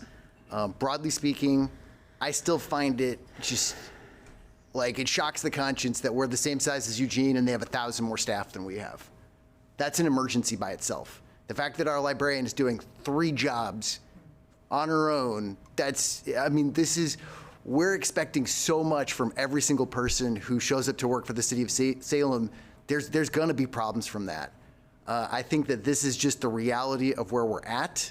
I'm frustrated with this reality. I want to have the adequate funds to be able to deliver the services that we all rely on and need in our community to be safe, to thrive, and we're just not there right now. And so I think it's important that we've got the task force going right now. I am hopeful that they will come up with solutions. I look forward to proposals that move us out of last place in terms of like the per capita funding of our library. I mean, it's easy to say that that's not acceptable, but in a position of triage, like it's tough. The trade-offs here, I mean, the only thing that these positions have in common is that they're all general funded positions. So, the biggest line items are probably police, fire, and library. It's why we're talking about them the most. There are real-world consequences to cutting all of these. I will no longer be advocating for any further reductions to library. My goal was to try to get the SOS team to 7 days a week. I don't see it happening. I think that staff have done their best the whole time to try and do as much harm reduction as possible when considering this contracture of FTEs, and I think this is just where we're at. So I hope in like small points, but I really appreciate the testimony that we can look at shifting hours at the library to like getting some of those youth services back. But I mean, I hear that the community wants us to do more with less, but sometimes less is just less. So we need the help of everybody in this community, whether it's volunteerism or finding other ways to raise revenue to do the things that, you know, we all want in this body as recently as a few months ago. Thank you for letting me go off. Yeah. Thank you, Councilor. I agree with everything you just said, but I hate to do this for the second hearing in a row, and I know you know what I'm about to say. We're still in staff question time. We're not in deliberations. So just if we could just focus right now on questions to staff, and then we can start debating and talking about our positions. But I appreciate everything you just said. I appreciate the reminder. No worries. No worries. It's not land use, so the rules aren't quite as stringent. But the attorney is chuckling at me right now. So, do we have any other additional questions for staff before we start deliberations? I am not seeing any. Are we ready for a motion, or are we ready for a break? I'm gonna close the hearing first. I'll close this public hearing, and I'm gonna say let's take a 5-minute break, and then we'll do a motion.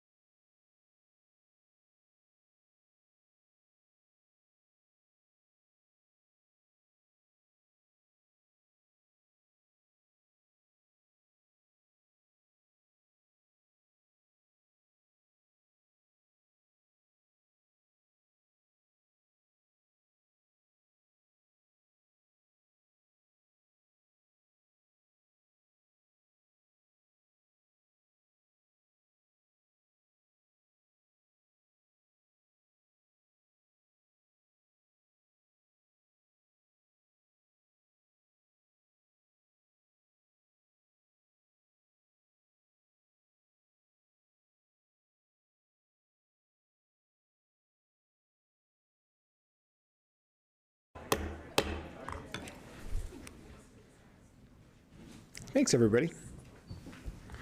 Councilor Stapleton, do you have a motion? I do. I move the City Council adopt resolution number 2024-6, the supplemental budget decreasing general fund expenses and position authority, transferring police department salary savings to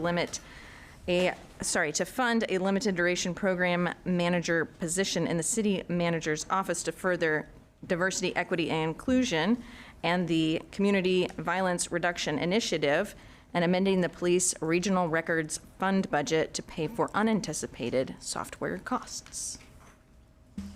I'll second that. Motion by Stapleton, second by Nishioka. Councilor, to your motion. Thank you.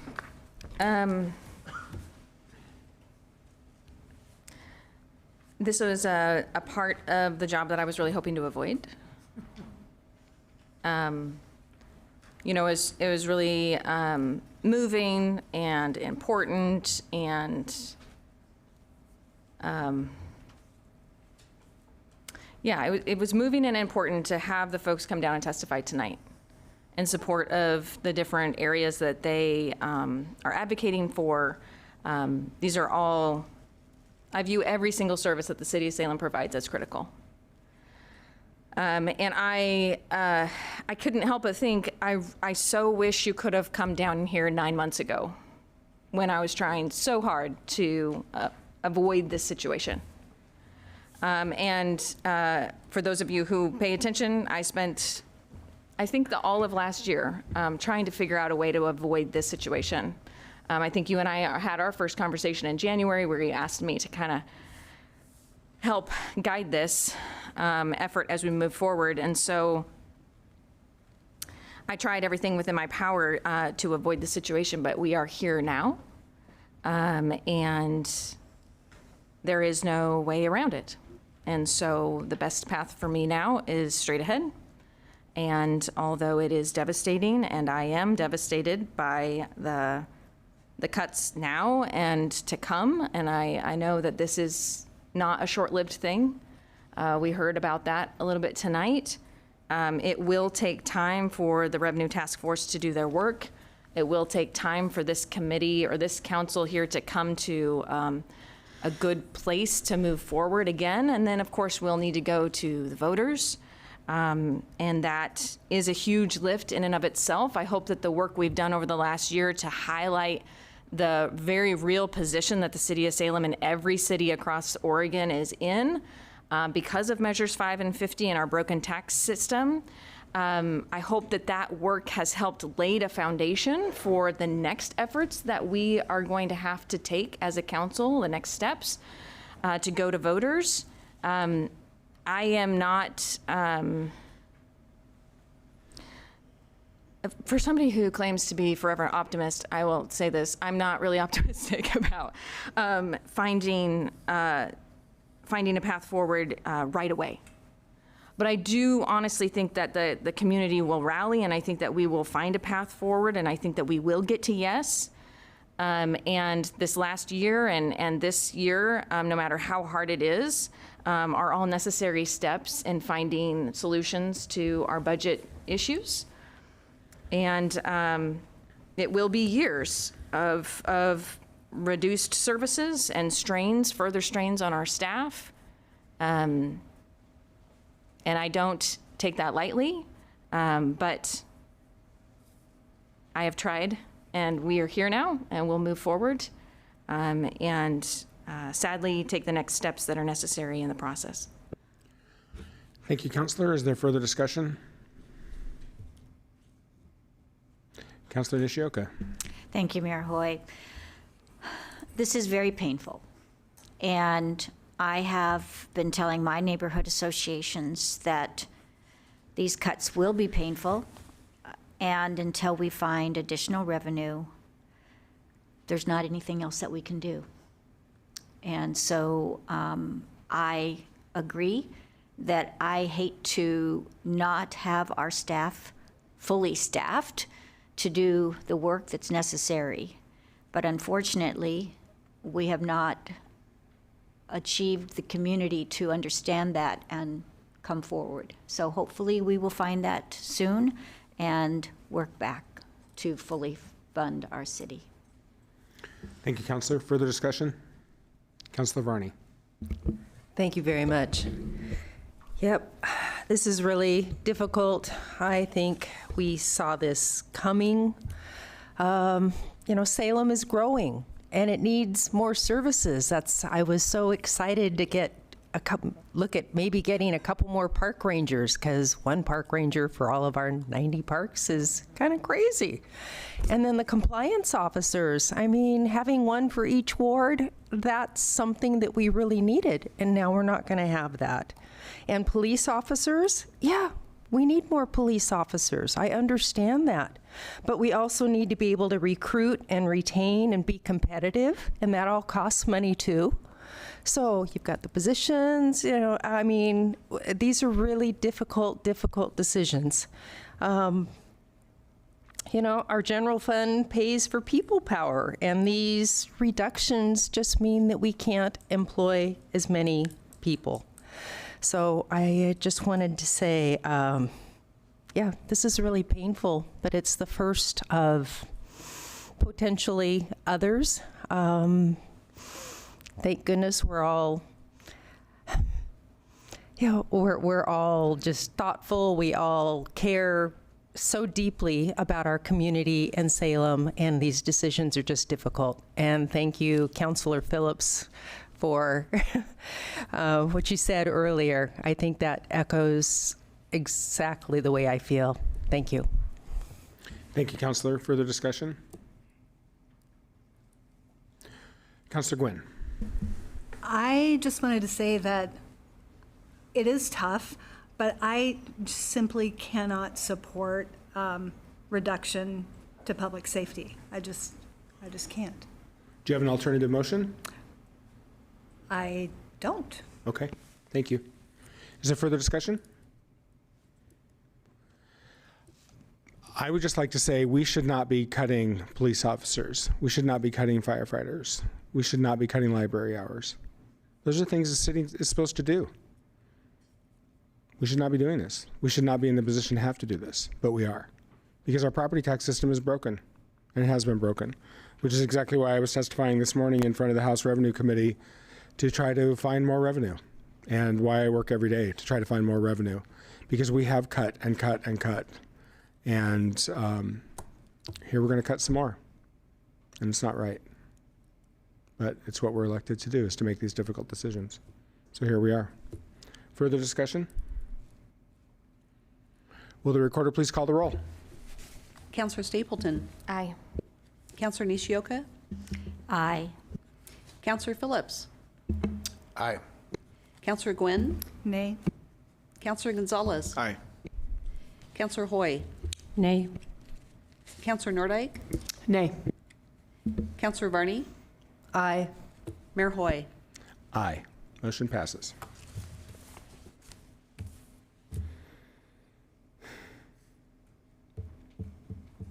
All right, we are on to special orders of business, item 5A. I would like to call up Dylan McDowell, the chair of the Salem Parks and Rec Advisory Board, to present his annual report.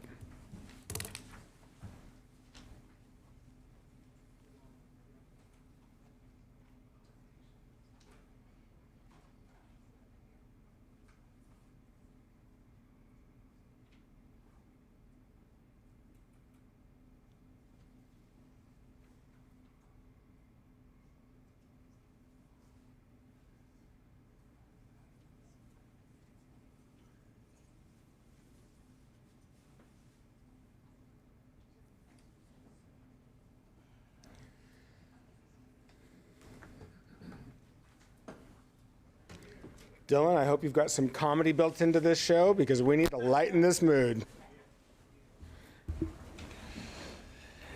Yeah, wow. Well, I do have something we all like, hopefully, which is parks, so we can start there.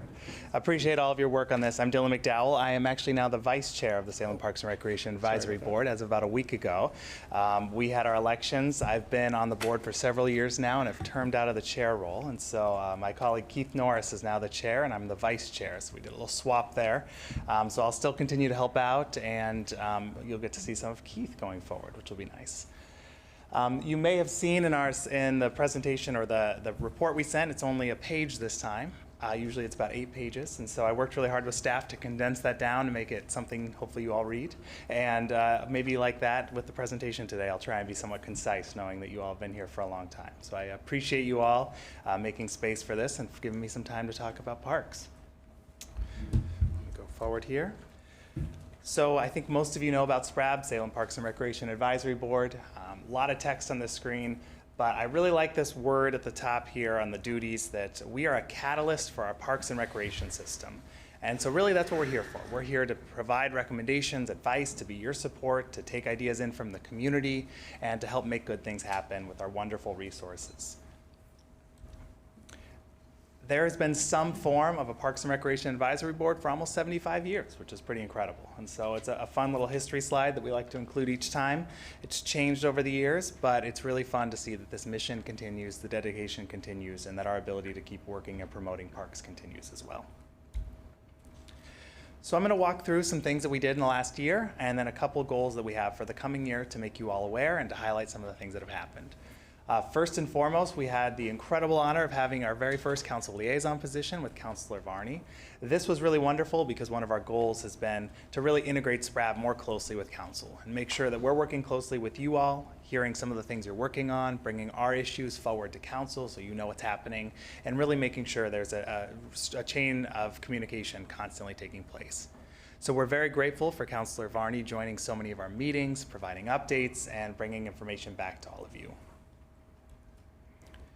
We've been raising awareness of the Salem Park Improvement Fund, or the SPIF grants. If you aren't familiar, this is a pot of money the city sets aside, a very small pot, and the only way to access it is through neighborhood associations. And so the community literally comes together in their wards, at their neighborhood associations, and they say, these are the things we want, and then we're able to fund that through a SPIF committee. The city staff goes through a process, and SPRAB is involved through a committee to help sign off on the final grants.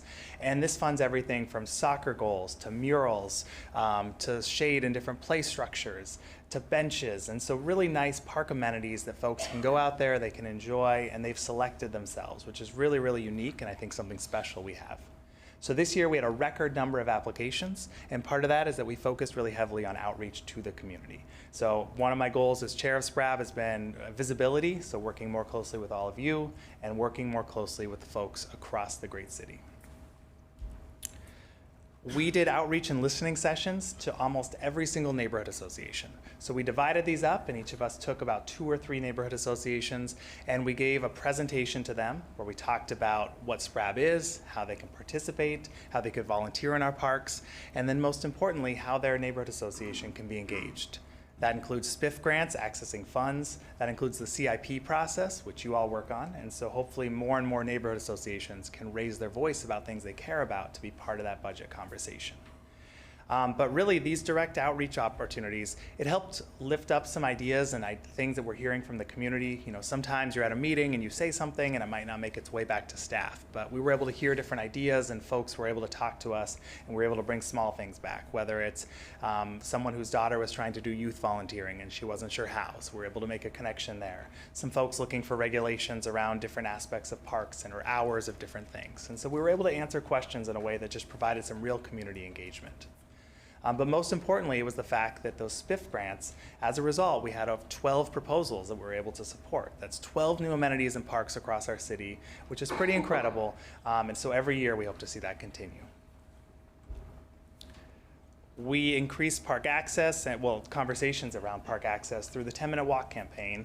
Joining that, thank you, Mayor, for putting Salem on that map. And many of you joined for that. This is great because we're now part of this national network of cities that are looking at this. We're about to start our comprehensive plan update and really thinking about our goals of making sure parks are accessible for everyone. And so that might be that you have the park and it might be you have the houses, but how do you actually connect 1 and 2? And so that really gets to pedestrian access and biking and all the other conversations we're having. We've been doing more work as a board to try and research other cities and bring ideas into Salem. So if we have questions that come up, like e-bike policies and micromobility rules, the state's looking at e-bikes. A lot of places across the country are trying to figure out, they're wonderful, they're great. How do we figure out rules to make sure that everyone feels safe and comfortable, and thinking about things like speed and access. And so we had a subgroup look into policies from different cities, and we put together some recommendations for staff to consider as they're forming those rules. I'll talk in a minute. We're actually doing that now with the Climate Action Plan and the Revenue Task Force, and trying to use our time more as work sessions to really bring ideas forward, use our volunteer hours, and answer questions for different things that are facing the city. We've been very active with support letters for grant applications. As you know, as we're looking at revenue challenges, looking for funds at the federal level, the state level, from private foundations, it's so important to make sure we can continue to have new amenities, new access opportunities. And so as a board, we're really working to write these letters to give that stamp of endorsement from a citizen advisory board to say that this is not just city staff, but this is really a whole community project. And I think it's really helped become more successful for some of these and really helped to lift up some new opportunities. We've been improving our outreach materials. Being a volunteer board, we're all doing this part on the side, and so making sure we have a nice, clean PowerPoint deck that city staff has created, a fact sheet, all the different information that we're pulling from. So we're communicating with one voice to the public and really giving an opportunity for folks to engage with us. We've also had the opportunity to participate in hiring processes for the deputy city manager, the chief communications officer position, and figuring out how we can be part, not just an advisory to city council, but also to the city, and provide that parks and recreation voice in some of these processes. So very grateful for that opportunity, and it's been a nice way to lift up some of the leadership opportunities for SPRAB members. Finally, the University of Oregon, as many of you know, has selected Salem as the first ever city to be chosen twice for their Sustainable Cities program. And part of that has really been a benefit for our park system. Looking at some new structures, some removable structures for our parks, looking at things like how do we have parks designs and thinking about energy in our parks and all of these different aspects. It's very, very exciting. And so SPRAB members have gone down and participated. I was able to go down to U of O in the fall, the end of the fall, and actually see some of the design options for some removable structures they want to put in our parks. And so we're actually able to be part of this now and try and get SPRAB out there, and then hopefully these will come up and then you'll all hear about it and you'll actually see it in the park, and creating that nice process where SPRAB is active and the community is involved. So what are we going to do for this year? What is underway? One of the biggest ones is working closely with all of you. We know that there are a lot of challenges ahead. We know that there's a lot of conversations. We just heard about park ranger positions. We're talking about revenue in the city generally. And so how can SPRAB continue to work with Councilor Varney, work with all of you to think about opportunities? We're lucky that our new chair, Keith Norris, is part of the Revenue Task Force. And so we, at our last meeting, were sharing some ideas with Keith around revenue generation on the park side. And so we're trying to think really creatively about how can we try and get everyone do their part to figure out where we can get new money and try and bring that in to help advise council. We also want to be part of the conversation as budget cuts do end up happening, so we can try and help provide that public input process and make sure folks are aware to raise their voice, and we can hear about where things are needed most and how to make sure folks that are already really impacted by some of these cuts are not impacted further. Continuing our public engagement is a big priority for us. It was so wonderful to have all those presentations this year, and we want to make sure we stay in touch with neighborhood associations, that they continue to see SPRAB as a resource for them to reach out to us, to come talk to us, and that every year we're hopefully at almost every neighborhood association, at least to provide opportunities of things like master plans and SPIF grants and so forth. And finally, really working on some research projects. One of the biggest ones is the Climate Action Plan. So we had our first chance to meet with the staff lead for the Climate Action Plan. And together, staff and they've identified 10 strategies they want us to look into. Everything from looking at, continuing to look at e-bikes and transportation access to parks, to looking at zero waste policies for parks. And so trying to pull together some of these opportunities so we can bring that in. I had the fortune of being on the Climate Action Plan Task Force, and so I was part of kind of creating those, I think, 183. We have quite a few, 183 different strategies. And so I think taking our part to look at those natural resource categories. And I will just say for all of you, we're very interested in how does that integrate, because the parks are really one of the hearts of our city. And so really thinking about how do the parks be part of our transportation conversations? How are those a milestone, an area, a transit point as we're thinking about bus access and bike access? How do we make sure that the parks are what we're thinking about when we're thinking about some of the energy conversations or some of the community building conversations? And so I think we not only want to look at our natural resource section, but try and figure out how our Salem Parks and Recreation can be part of all of our climate action plan, be all of the plans that we're doing right now. We have our Salem, the climate action plan. There's studies potentially underway that we're going to hear about shortly here, thinking about downtown transit and transportation with bike and pedestrian access. And so I think we're in a really unique moment here where we can bring together all of this work and make sure that parks are at the center of that, because they're something that all of us enjoy. And we're really, really lucky to have 91 park properties throughout the community. And so hopefully through SPRAB, we can continue to be an advocate for that, be a catalyst for good ideas, and be part of the process as we continue to see our parks thrive in the community. With that, I'm happy to take any questions and look forward to working with you all in the year ahead. Well, thank you, Dylan, for that great presentation. We really appreciate it. We really appreciate you coming down. Are there questions or comments for Dylan? Councilor Varney. Thank you. And thank you, Dylan, for coming down and that great presentation. And for your leadership over the last few years and continuing on SPRAB. I mean, it's just, it's such an amazing advisory board and does so much. And this past year with the community outreach and public engagement and as you said, 12 application submittals for the Salem Parks Improvement Fund grant. The previous year it was 7, and so you've darn near doubled it. And one thing I wanted to say about the SPIF grants is the funding doesn't pay for the whole project. Very good. The neighborhood association, neighbors, volunteers need to have in-kind support. And matching funds, some of that comes from the Salem Parks Foundation. But these projects bring the community together for things that they want in their parks. And so, thank you very much.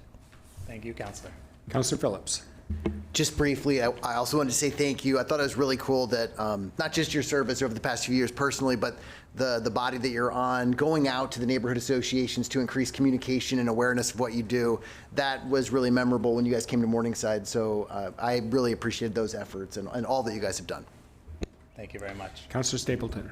Thank you. Yes, Dylan, fantastic job. Thank you so much for all of your work. I think that this advisory board is really a shining example of what we envision all of our advisory boards and committees to be functioning at someday. And so you've really set the field on this. And so I really, really appreciate your work and your leadership here, your work around the 10-minute cities, the e-bike conversation, which needed to be had but wasn't having anywhere except for you guys taking that up there on your own. So fantastic job there. And I love this idea that you guys are looking at the revenue task force, trying to find ways to be folks who contribute to finding solutions instead of just putting up more no's or whatever it is, right? Really just digging in and doing your part. So I really appreciate all your work. And I know all of my neighborhood associations really appreciate you guys showing up. It was really a fantastic job.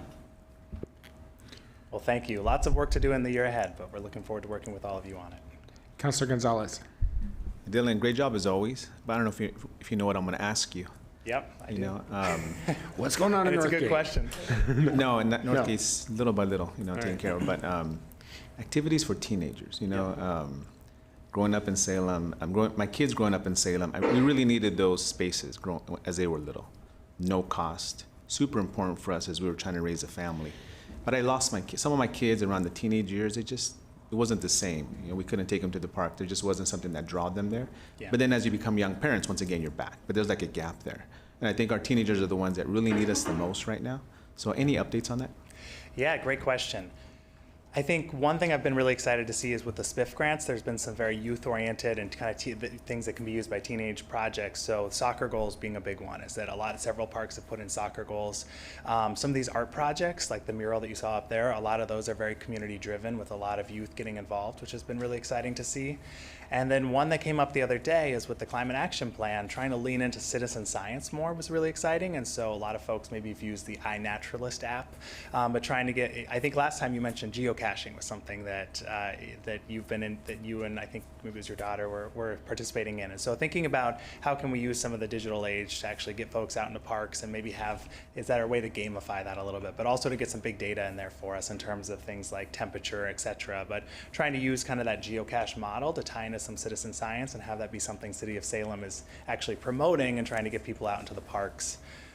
So those are some of the big ones. I've been really excited to not to go back to libraries too much, but a lot of cities have really been leaning into libraries and parks combinations. And so one of the things we do have are things like Nature Smart Library checkout programs for these backpacks that you can check out. And so those are a little bit aimed at a younger audience, but trying to expand that. And so I think as we think about this longer roadmap of building out library resources, I feel like we have these really good youth backpack programs. We have the Library of Things, which is a little bit more of an adult. I mean, I'm sure there's lots of things there, but I think like target audience maybe. And so trying to think about how do we continue to try and have that park connection to the library in particular. And I'm sure there are a lot of things that are already underway there that I don't even know about. And so I think that conversation is really important. So I feel like we have a few really good avenues identified between things like tying it in the climate action plan and some of the projects and the community-driven things like soccer goals and whatnot. Any other questions for Dylan?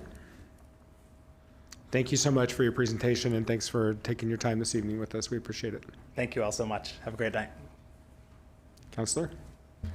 Yeah, I just needed to take a minute before we go on to the next thing. And you know, something I've been working on in council and with fellow councilors is communicating how I am feeling. And before we go on, I have to say that I'm really angry right now. And I'm really angry with you, Councilor Nordyke, with you, Councilor Hoy. I'm frustrated with Councilor Gwynn. And that's going to impact how I am coming into this meeting for the rest of the meeting. And my emotions are high, my cortisol levels are high, and I wish that we could maybe take a break so I could get some fresh air, but I recognize this is a long meeting and we're all tired, so we can just continue on, but I wanted to let people know where I'm coming from. Thank you, Counselor. Counselor? I would be in support of taking 5 minutes, if it's possible. I mean, that's just... All right. Yeah. Let's take a 5-minute break. Yeah.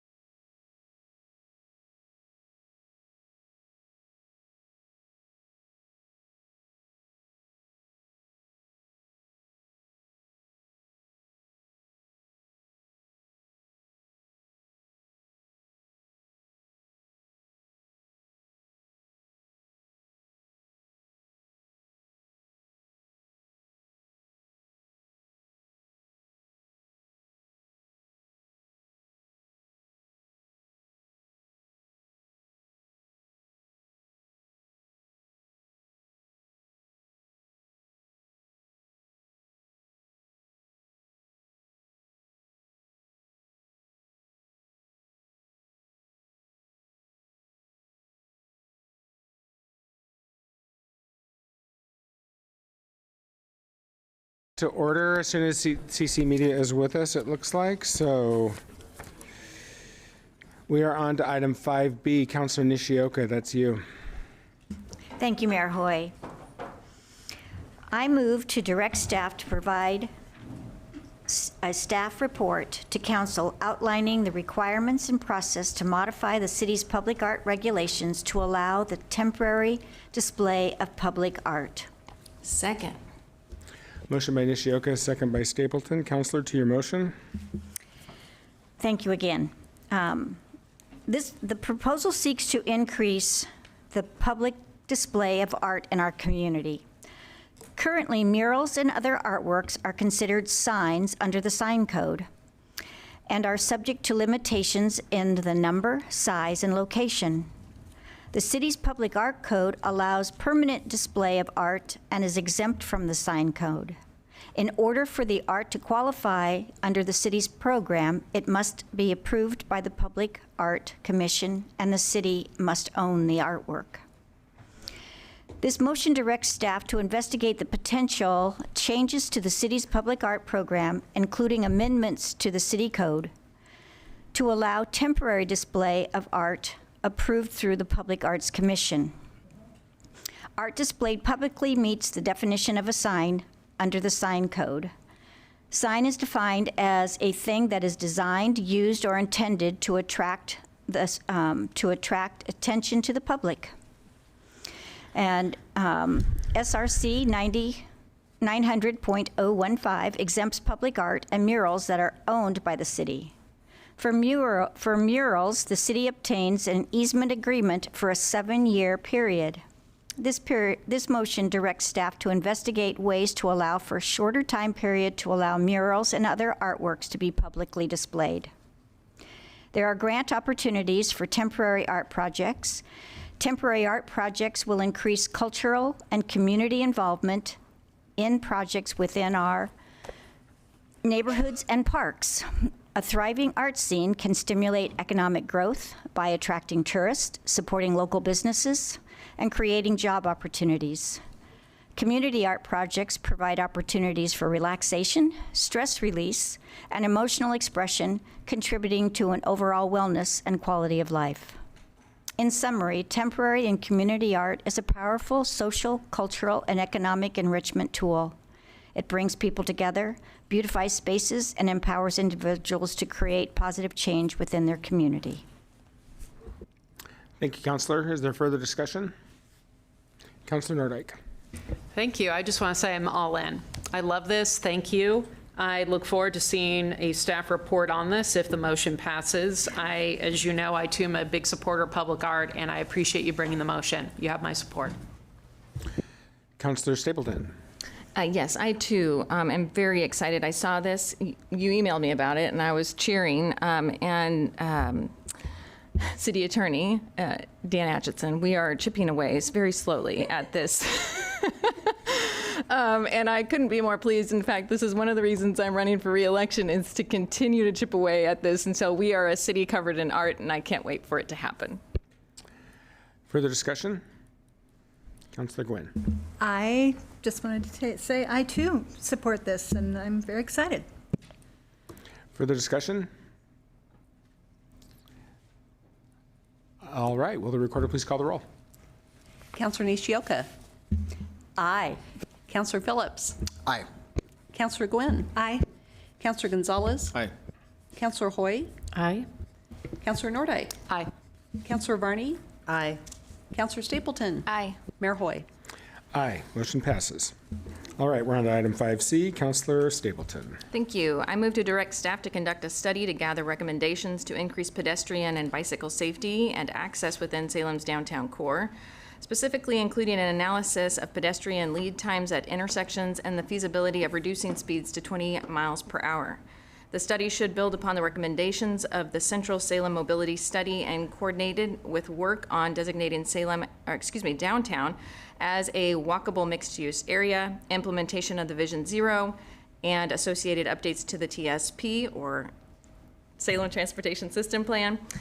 This study should also consider impacts and timing for our new paid parking implementation and any updates needed to CR SRC 95.710, 95.740, 100.230, and 101.100. Second. Motion by Stapleton, second by Varney. Councilor, to your motion. Thank you. Yes, I've been working on this for a while now. It's really exciting work. As I've already mentioned, and many other people have today, pedestrian deaths and injuries are on the increase. Although I would love to see all of these safety precautions taken across the city, I am slowly and methodically taking over different parts of the city and trying to figure out ways that we can make those specific areas safer for folks. That was the intention with the 20 is Plenty program for our residential areas. And this is focused on the downtown core. And as we've been talking about tonight with the budget constraints that we do have, the reason why I'm focusing on this area is because we have a URA in that area. So we can use the funds from our urban renewal area to go towards this study.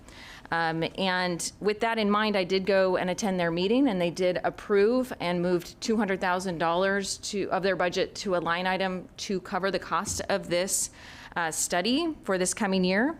And I'm very hopeful that the study can not only look at the timing of the lights downtown and for the pedestrian lead to take into effect, but also just different low-hanging fruit that we might have, whether it's no right turns on red or other areas that the consultants think that are ways that we can increase safety in the area that can be recommended back to council.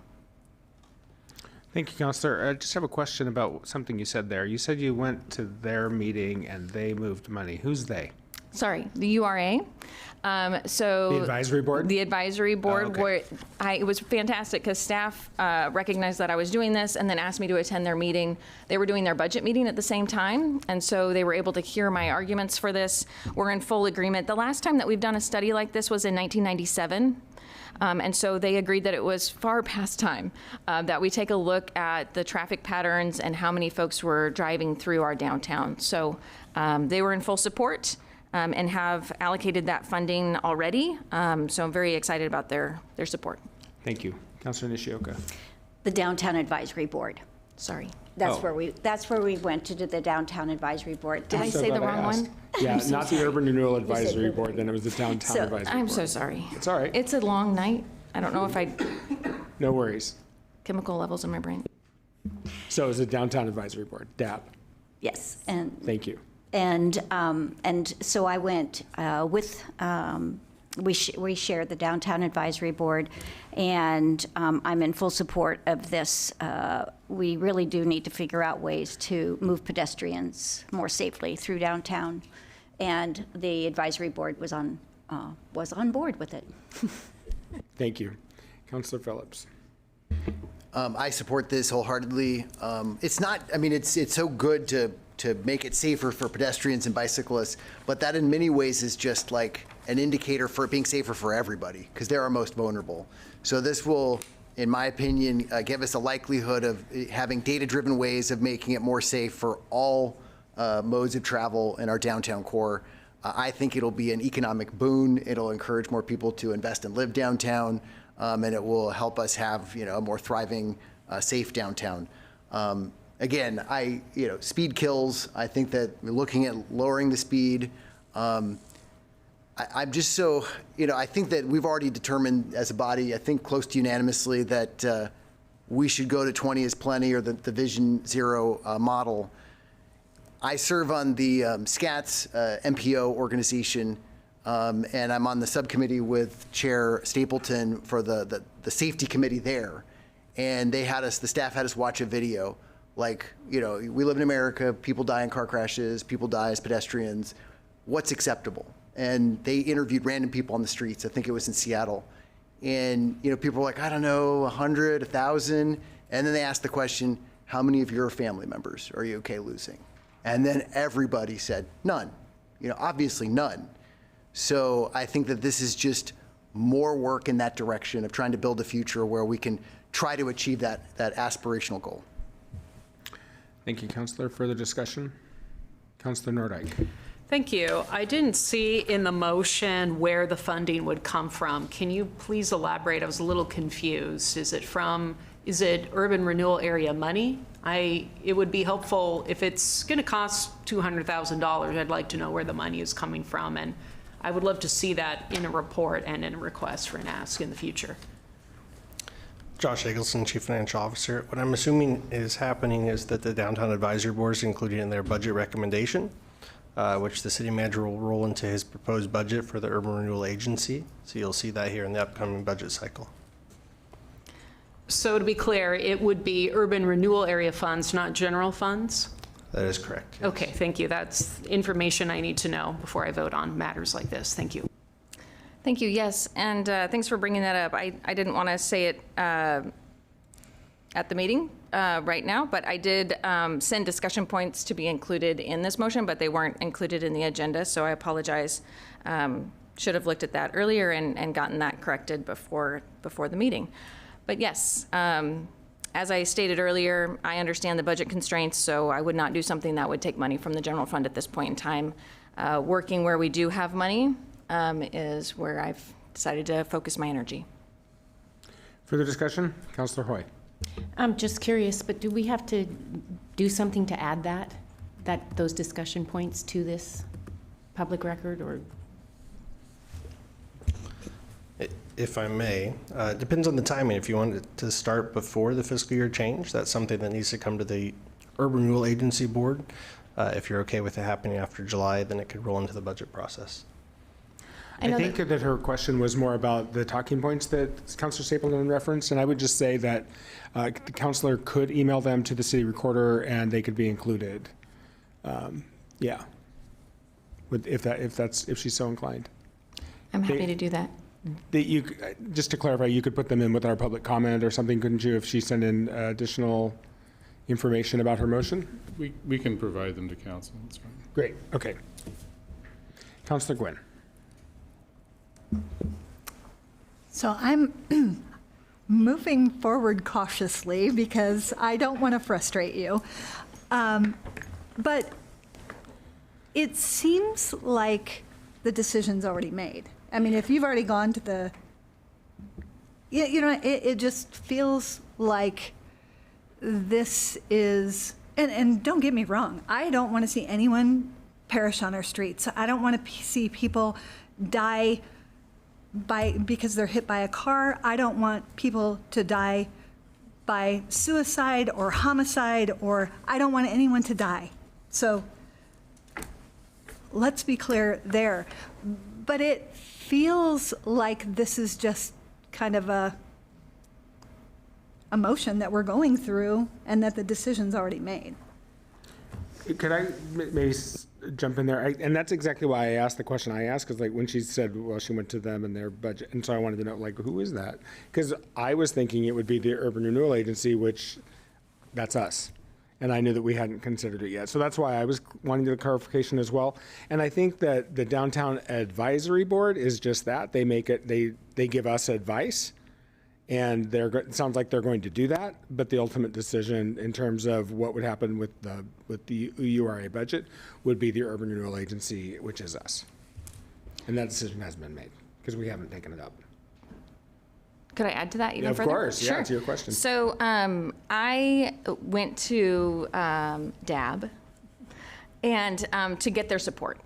I was not expecting them to move money in their budget the same meeting. So that was a surprise to me as well, one that I welcomed because, of course, funding is always the issue.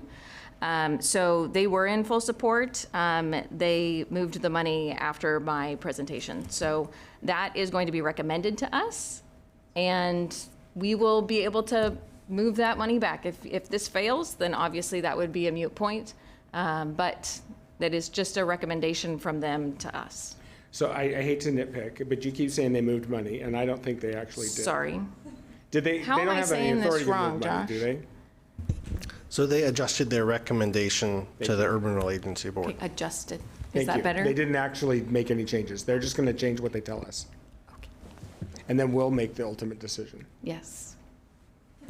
Of course. Can I ask another question? Yeah. So we heard tonight many of the folks that testified about pedestrian deaths, that the leading pedestrian intervals, just changing that would have a huge impact. So why aren't we doing that? That's what I want to do. Well, but you want to do a study, right? But So the why study aren't we would- doing something that's going to like change it now? I guess that's what I'm asking. Yeah. Hey, Alan, can we change it tomorrow? Good evening, Alan Dannon, city engineer, sitting in for the director tonight.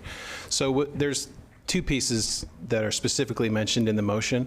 One is the advanced pedestrian lead times. That's something we can actually start working on in the next few months as our signal engineers and technicians have time to start making those programming changes. And so it's just a matter of working that into our operations so there's not a budget impact. The speed reduction is what requires the study, updated traffic counts, and looking at other safety measures that might fit with that. And that would start at the beginning of the fiscal year. So we can actually start making progress now and work into the study, if that makes sense. Councilor Phillips. I have a question for staff, not deliberations. Awesome. This isn't a public hearing, you say whatever you want. There you go. So what I'm hearing is that the traffic reduction requires a study. That's my first question, I want confirmation of that. And then two, does this also look at other things that we might not have mentioned specifically? I'm not an engineer, so I might be a bit out of my depth, but I saw a headline to an article and read a little bit that if you really want to be serious about making it safer for pedestrians, that you have to reconsider things like a free right-hand turn on a red light.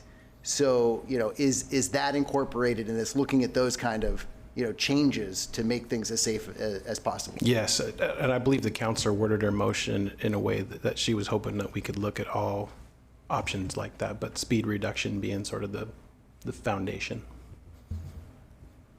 Councilor Stapleton. Alan, could you talk to them about what all the study is? Because I think a lot of people say, that's a lot of money for that study. But once you start to understand the nuts and bolts of what happens, it makes a lot more sense. Right. And I will say that traffic engineering is only my side hustle, since I've been sitting in for the director a little bit.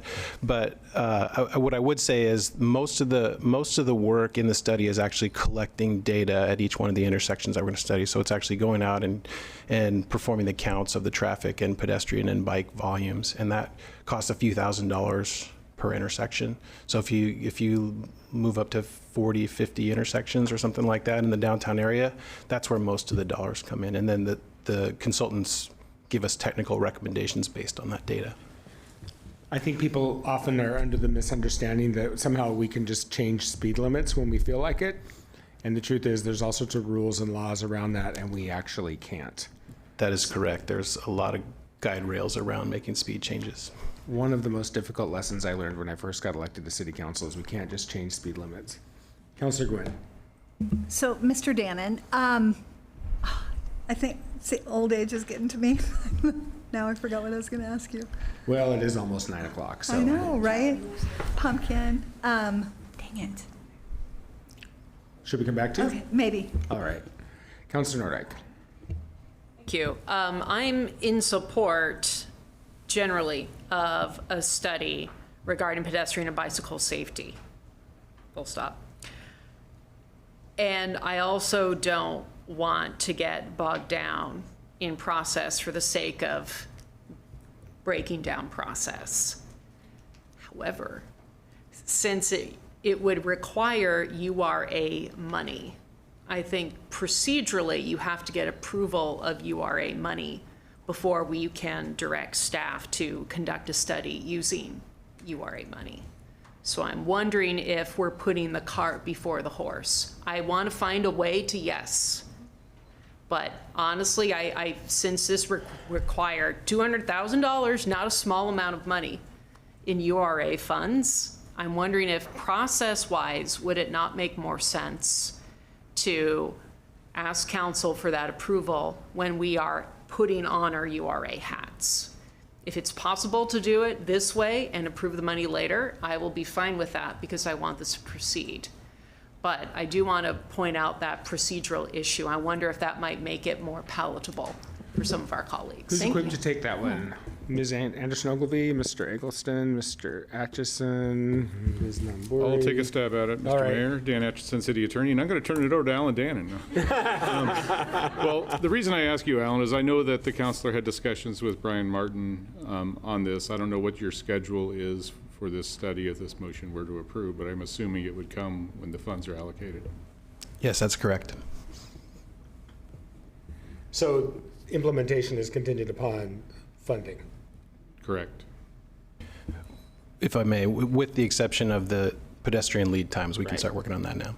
Because there's not really a study involved with those. Correct. Got it. Councilor Gwynn. Oh, good. It came back. I knew it would. So we are going to be entering into the master transportation system plan, right? So will any of these things be addressed through that? Like throughout the city? I mean, because there's plenty of intersections that are troublesome. The short answer to your question is yes. The transportation system plan will definitely deal with safety related measures along with many, many others, but it'll be part of that work for sure. But isn't that based on isn't that about future design, not really existing infrastructure? Correct, yeah. So it would be, as we're making changes to the system, how do we incorporate safety into those? And then where we're retrofitting, what standards and techniques are we using? Follow-up? Councilor Stapleton. Yeah, because Councilor Gwynn and I were texting about this, and my assumption was that as part of the TSP, we would not be doing like a traffic count of downtown. That's not part of the TSP, correct? That's correct. Okay, thank you. Councilor Gwynn. Sorry, but I'm just trying to figure out if this study is going to be somewhat redundant. If we're, as part of the transportation system plan, if we're looking at that, do we need to do this study, I guess is what I'm getting at. I'll take a shot. It wouldn't be redundant, I guess, and I'm sorry if I maybe didn't state it clearly. The TSP works from a very high level, and so with this study at the downtown, involving traffic counts, it'd be much more granular and focused on that area. The transportation system plan would be a much higher level planning document where we would deal with safety concepts and issues, but then would require, if any place else where we want to do work, would require more detailed design to get down to this same level. Hopefully that helps answer your question. As I understand it, you're going to look at intersections, different design standards, but you're not going to look at, say, a specific intersection. Correct. Yeah, and this is actually going to look at specific intersections, right? To figure out what's best done there. Correct. Okay. Councilor Gwynn. I'm sorry, I'm really not trying to be a problem. But, I mean, I think of places like Lancaster Drive, too. I mean, I feel like it warrants a study as much as downtown does. So, that's my struggle. Councilor Hoy. Does URA money apply to the Lancaster area? This is No. just the downtown deal, right? It's only in one of our 7 URAs that it would be possible, and Lancaster is not included. Okay, thank you. Yeah. Also, for clarity, this money is not coming out of the general fund. What else is URA money used for? Josh, Lisa, who wants to handle that question? Kristen, where's Kristen? So there's lots of different things, and we can definitely send you that detail, but it's a lot of projects, and it's very area specific about what we do in each area. Studies are often done in your areas, so this isn't unusual. Thank you for that. I just think it's really important because everybody's listening and hearing about money being spent, and I just want as much clarity as possible. So thank you. Councilor Varney, did I see your hand? Yes, Councilor Varney. I just had a quick question for some clarification in case someone asked me. When you mentioned This is for you, Alan. On pedestrian lead time adjustments, what does that really entail? So it just basically essentially gives time before the traffic is permitted to advance with the phase. The walk symbol comes on in advance of that so that the pedestrians get a lead out across the street before the light turns green.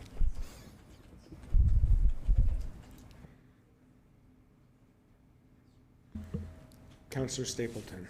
I would just like to apologize that I am not totally presenting this as perfectly as I should. I am a little frustrated and frazzled right now, so I apologize. Yes, the pedestrian lead time, we already have some of it right now around the Capitol during the work days, so Monday through Friday.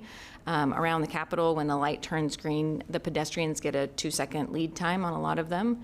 And it just helps cars stay put for just a hot second while other transportation users start to move, and therefore they gain attention so that people who are in cars can notice movement and they can get a head start out into crossing the street. So it has proven scientifically to be helpful and save lives for people who are walking. So that was the intent.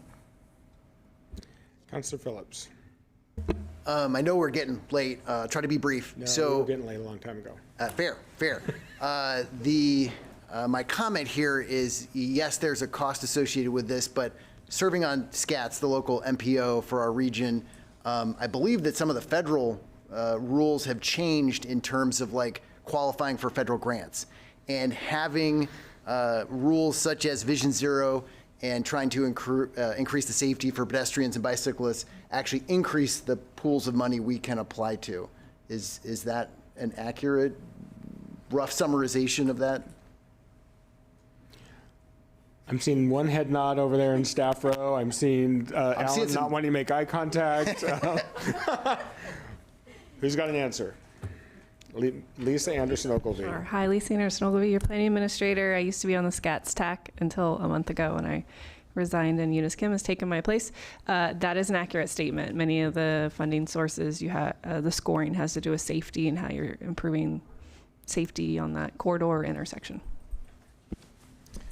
Thank you. Are we ready to vote?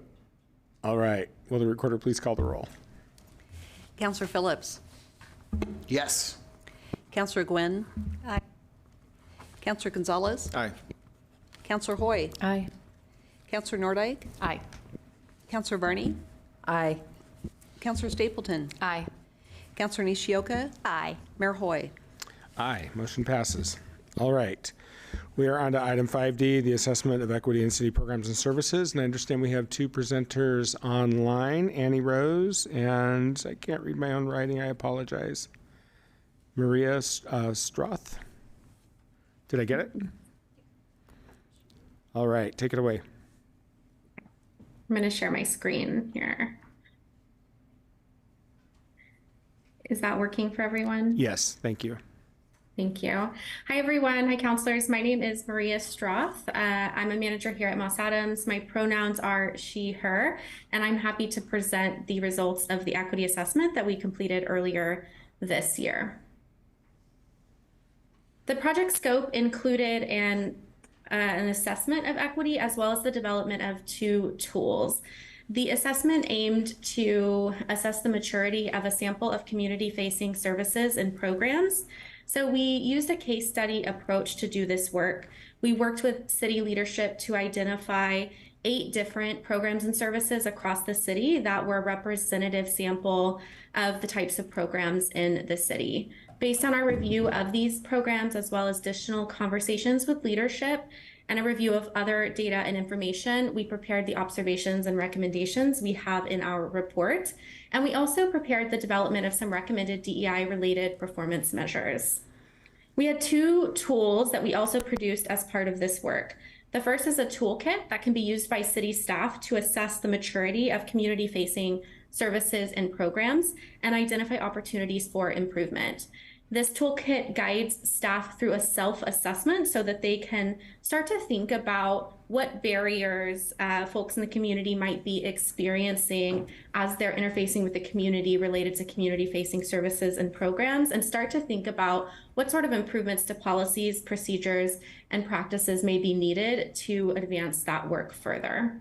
The second is an equity planning tool, and this tool can be used by city staff to incorporate equity considerations into the planning of new projects, programs, or services. And it can also be used as staff are thinking about modifications or adjustments to programs or services and thinking about the impact of those changes on them. I'll provide a high-level overview of our assessment themes. So overall, we found that the city is in the beginning stages of operationalizing equity in its programs and services. We saw that there's a lot of really great work going on across the city as it relates to making services more equitable and more inclusive for your residents. So some examples include in planning services and their work to meaningfully engage the community in long-term planning activities, as well as efforts across numerous departments to increase language access. Additionally, staff across the city really demonstrated commitment to this work and the recognition of the importance of advancing equity in the community through city programs and services. However, we did see that there are opportunities for the city to better integrate equity into its decision-making models, its policies, its practices, programs, and budgets, which is something you'll see reflected throughout the various observations and recommendations in our report. Also, while meaningful work is occurring across the city, we identified that there is not a shared understanding of equity yet across the city, and there are opportunities to develop a shared language around equity and a deeper understanding of how equity-related issues either could or do exist in programs and services in the city. We also saw that the city does not have clear equity-related goals and strategies to guide the work of staff. And this is really important, as you know, to prioritize the work of city staff, especially given limited resources. The City of Portland has a really excellent one-page document that provides citywide direction and strategies for promoting equity that the city could consider as an example. Our recommendations focus on the city developing a shared understanding of equity across city staff and leadership, establishing clear goals and strategies, incorporating equity into city decision-making, which could be done through the tools that we provided as well as other processes, building capacity for pursuing equity initiatives by allocating funding and increasing staffing support, developing policies and procedures to advance equity, continuing to increase the diversity of the city's workforce, creating a unified approach to community engagement, and developing a process to regularly assess efforts around equity. I wanted to go ahead and pass over to Courtney Knox-Bush, who will be talking a little bit more about next steps. Thank you, Maria. Thank you, Annie Rose. As you know, I'm Courtney Knox-Bush, and I work in the Mayor and City Manager's Office. Good evening, Mayor, Council. This is quite a bit of work, as you can see, and we've had a really hard conversation tonight about what we can do with available resources to really advance this work.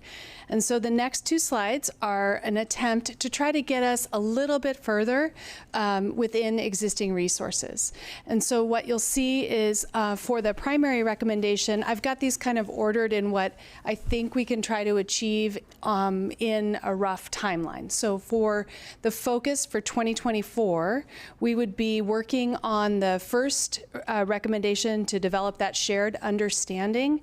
We have an existing staff committee that focuses on diversity, equity, and inclusion, and that staff committee has a lot of enthusiasm for this work and a lot of interest and passion for this work, and they are really interested in better understanding training options and putting that program together for us. And so we'd like to rely on the existing staff team to try to move that forward. We also have an interest in continuing the diversification of the workforce. As you are well aware, we're working on that all the time. We think that our enterprise services talent acquisition team can keep that moving for us and move that forward.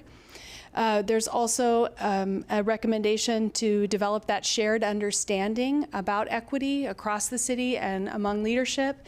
We're looking forward to Elizabeth Kennedy Wong's joining the City of Salem team.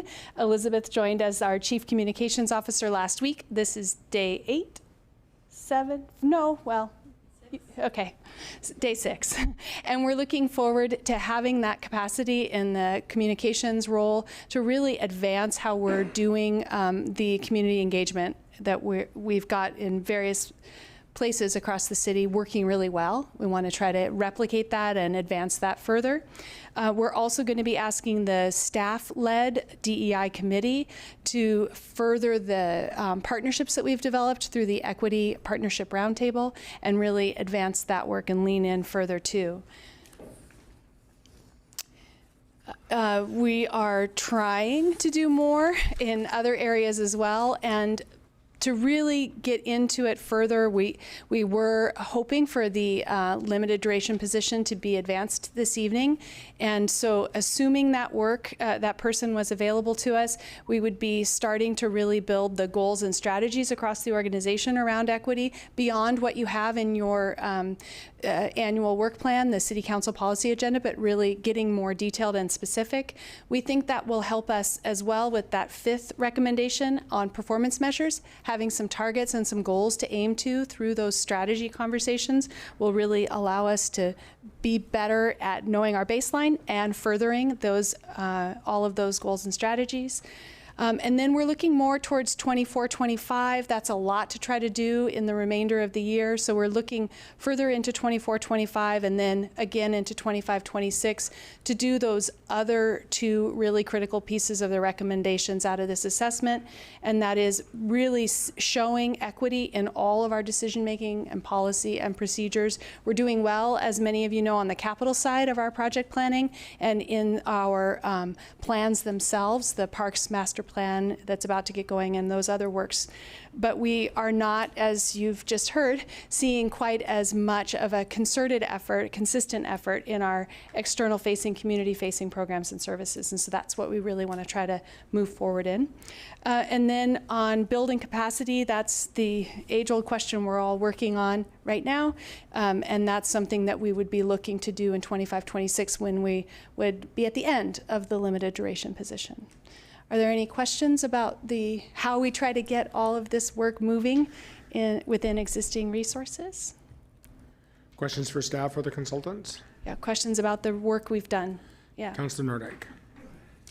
Thank you. So one of the things I'm interested in, first of all, there were a couple of points I want to make. We had a resident testify earlier as to wondering why the library was not identified in the equity document as one of the agencies that was given a more thorough overlook.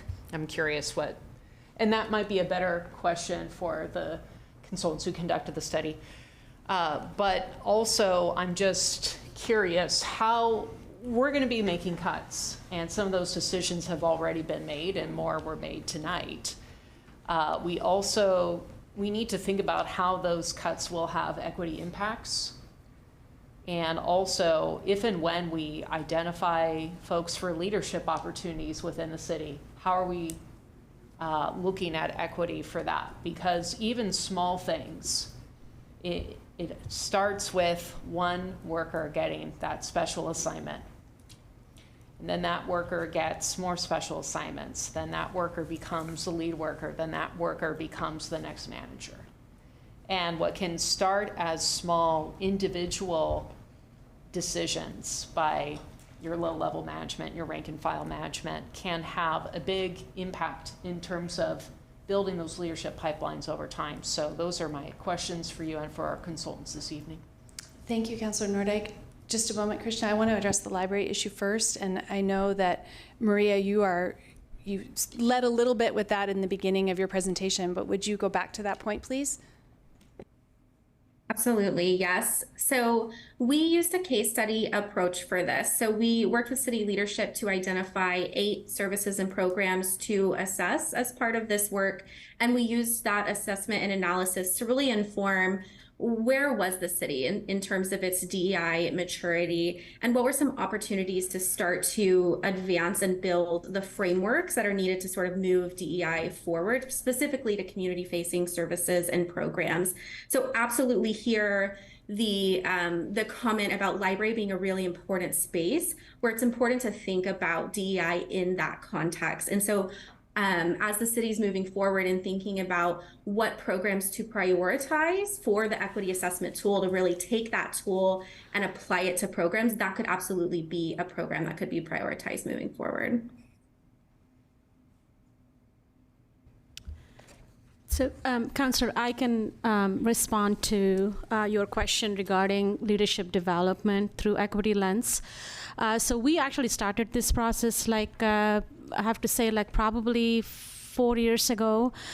We introduced something called professional development opportunities. So it's actually pretty fair and very consistent process that we don't just assign lead work, or we just don't assign more tasks to individuals. We open up the positions to say, hey, there is a professional development opportunity for 1 year, and you can actually serve. They can still hold that position, but they can serve in that position to learn the skills that are needed.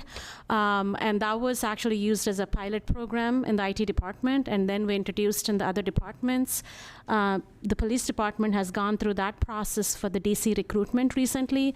So it is pretty established process right now, and that's kind of one of the ways for us to put use equity lens for that leadership development piece. So hopefully that answers the question. Wonderful to hear. Thank you. Any other questions? Councilor Stapleton. Thank you. I'm just wondering how council will be kept up to speed on all this. It seems like it's a very internal process from here on out, but will we get, refreshers on how the work is doing and the steps that are being taken along the way? Thank you for the question, Councilor Stapleton.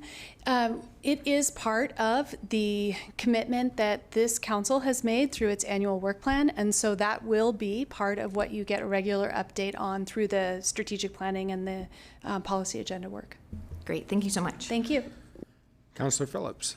Thank you. I appreciate that we're working on this. I guess my question is, how close are we to having a functional equity lens? It feels like we're closer, but how close are we? Is this it? Is this our equity lens? Maria, do you want to jump in? I see you. I certainly can.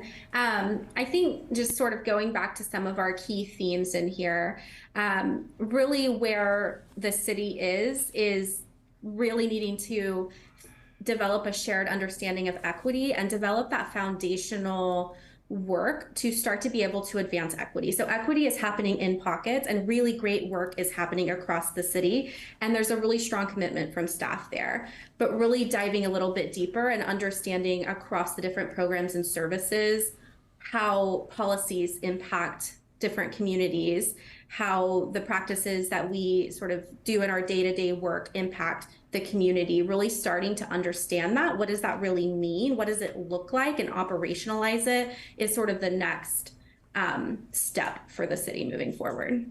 And if I could just add, it is also true that we have two really good tools that are attached to the work. So there is an equity assessment toolkit, and so we can, as we are doing our own internal analyses of individual programs and services, we can use that same tool that Moss Adams developed for us and used in their evaluation of our existing programs and services. And there is also a planning tool so that as we advance a new initiative, we can be building in those principles as we are doing it. It has really useful, simple to understand questions that help guide your thinking as you're developing a new program or service. Thank you. So I'm hearing that we've done good work. We've got a tool, but it's not an equity lens per se. I hear that parts of the city of Salem in their own compartments are working on this and have been working on it. I acknowledge that, I appreciate it, but I'm not hearing that we have an equity lens that's central as of yet. Am I wrong? I really do want to understand this, because I've asked the question before at least once or twice over the last 3 years. So I don't think we have a centralized equity lens yet. Okay, so we need to take more steps to get there. I think it's also true that we don't have that clarity of purpose, strategy, definition. That's the part that we want to advance most immediately in 24 as quick as we can.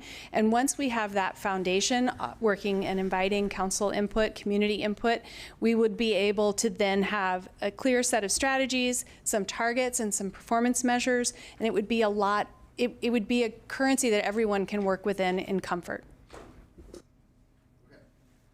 So the answer to your question, as I understand it, is no, but we're working on it. Any other questions? Can I just respond Sure. to? So, Councillor, I think what we had to do was when Moss Adams, kind of submitted their report, we really had to look at the resources that are available today, right? We can't ask for more resources. So within that, if we have to truly get into that equity lens, there is considerable amount of investment that we have to do on that, right? So our approach is let's look at what we have today and see what we can do until 2026. And hopefully by that time, we will be able to provide that equity lens to all of our programs. So that's kind of where we are at. So as of today, we don't have it, but in the future, maybe. I have a follow-up, but thank you. So that helps me understand where we're at. And I did have a follow-up question. Does this have to go through the general fund? Or could it be something that's funded through like the utilities or something else? And I don't need the answer tonight, but I appreciate that we're cost constrained and that's helpful. Thank you, Councilor. Any further questions? There's only one right answer to that question. No, does anybody have any questions? All right. Well, thank you for your great work on this. I think this really does a lot to further our efforts in this area, and I really appreciate it. So thank you. All right. We are now on to information reports. So do we have anything? 6A has been appealed, I think. So it's by the Neighborhood Association. So that's kind of off the table for us tonight. Item 6B. 6C. All right. First readings. Ordinance Bill Number 324, an ordinance declaring certain territory located at 4370 Fisher Road Northeast annexed to the City of Salem, prescribing zoning and withdrawing the territory from the Marion County Fire District Number 1 and the East Salem Sewer and Drainage District. Councilor Gonzalez, do you have a motion? I move staff recommendation. Second. Motion by Gonzalez, second by Phillips. Councilor, do you have anything further? No, just happy to see more property getting into the city in that area. We need it. Thank you, Councilor. Is there further discussion? Will the recorder please call the roll? Councillor Gwynn. Aye. Councillor Gonzalez. Aye. Councillor Hoy. Aye. Councillor Nordijk. Aye. Councillor Varney. Aye. Councillor Stapleton. Aye. Councillor Nishioka. Aye. Councillor Phillips. Aye. Mayor Hoy. Aye. Motion passes. All right. We are now on to public comment on items that are not on our agenda, and I appreciate everyone's patience who has signed up to for this tonight. I would like to call up Vianney Mesa to the podium. If you turn that microphone on, introduce yourself and your address or your ward. As a reminder, when the light starts flashing, that means you have a minute left, and when the red light comes on, that means your time's up. Thank you. Hello, my name is Vianney Meza, Ward 1, and I need your help. On January 4th, my father, Christian Meza Reyes, was found deceased at the Marion Square Park in Salem, Oregon. There were a fingerprint miscommunication, and on January 5th, 11:30 a.m., we were sent to the Salem Hospital to identify an unknown man that they claimed was my father. At 3 p.m. on January 5th, we received another call from the Johnson Funeral Home stating that he was already deceased. We were told initially that he was found in a parking lot in a store and that we would only be allowed to see him just so we could identify him. My father had a large lump on his head, a large cut near his swollen left eye, and severe dark bruising on his left arm. The medical examiner believes that his death was an overdose, and therefore decided not to order an autopsy. We managed to have one single meeting with Detective Grant Foster and explained to him that my father, Christian, was missing his belongings that he had taken his day, important belongings such as his bicycle, phone, identification, and backpack. The detective stated that there were no drugs present at the scene around his body, and that the injuries on his body were not enough to cause the death. His injuries were also not enough evidence for an investigation to continue, and that the disappearance of his belongings was irrelevant because he could have lost them beforehand. Therefore, no autopsy or further investigation would have taken place either way. Various rumors suggest that foul play was suspected and someone had injured him before his death. We requested surveillance camera footage, but we were denied the request because the investigation is still ongoing, despite what the detective told us. On the police report, there were no mentions of his bodily harm on either his chest or his left arm. The only injuries reported were his facial injuries. We attempted to request the toxicology test, and they said that would take between 4 to 6 months. So why is it that they are claiming an overdose if there is no evidence of drugs? And why is it that an autopsy was not ordered if they're not even sure of the cause of death? We are requesting that they reopen the investigation and grant us an autopsy. There are many rumors that go against the investigator and medical examiner's words. We are not content with the number of errors that have taken place, and we want to be completely confident that his death is being documented correctly and that he is given the proper justice that he deserves. We are planning to send his body back to Mexico, but are being denied from doing so because they do not have a death date nor a cause of death. Christian left behind his 7 kids, wife, and the rest of his family. Thank you. I am so sorry for your loss. I'm looking at staff for maybe some direction. I don't know maybe if Ms. Bennett or if Chief Womack would like to speak to the family directly, or if you'd like to just respond publicly. What would you like to do? Mayor, Councilor, thanks for the chance to respond. Trevor Womack, Chief of Police. I got a chance to speak to you just a moment ago, so I'll express it again here in front of everyone that I'm very sorry for your loss. We care, and I too want to make sure that the circumstances are completely documented and followed up on. I know you're bouncing around between speaking to a detective and the medical examiner's office where that case now resides, and I want to help facilitate that conversation as best I can. So just like we talked, please email me. You have a direct connection with me as the Chief of Police, and I'll help facilitate this best I can. But to the Mesa Reyes family, I just want to say I'm incredibly sorry for your loss. Thank you. Thank you, Chief, and thank you for coming down and voicing this. Excuse me, we're often not aware of things until people come talk to us, and I'm glad to be able to facilitate so you have a conversation directly with the chief, because he's really the person who can help get the answers that you need. So thank you. Thank you. Yeah, Councilor Gonzalez. Viviana, a quick question. So after what you shared, what is it that you guys are needing at this point? Because I don't know how long he's been deceased. Is it an autopsy even? I don't know what's possible now, but what would be the next steps? Well, our next steps is that we're really looking for an investigation to be reopened and an autopsy. Without the autopsy or cause of death, we're not able to send his body back because the airports are not, they're not accepting bodies without a death cause, death date, or even a time of death. We recently got news that they're not even sure of the date of death, if it was January 4th or January 3rd.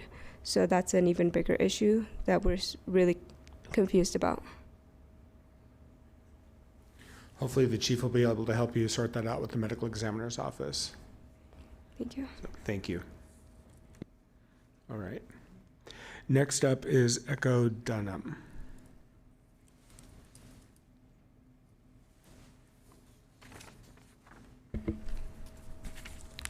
Hello, everyone. Talk about built-up anticipation, but I got some of my anxiety out.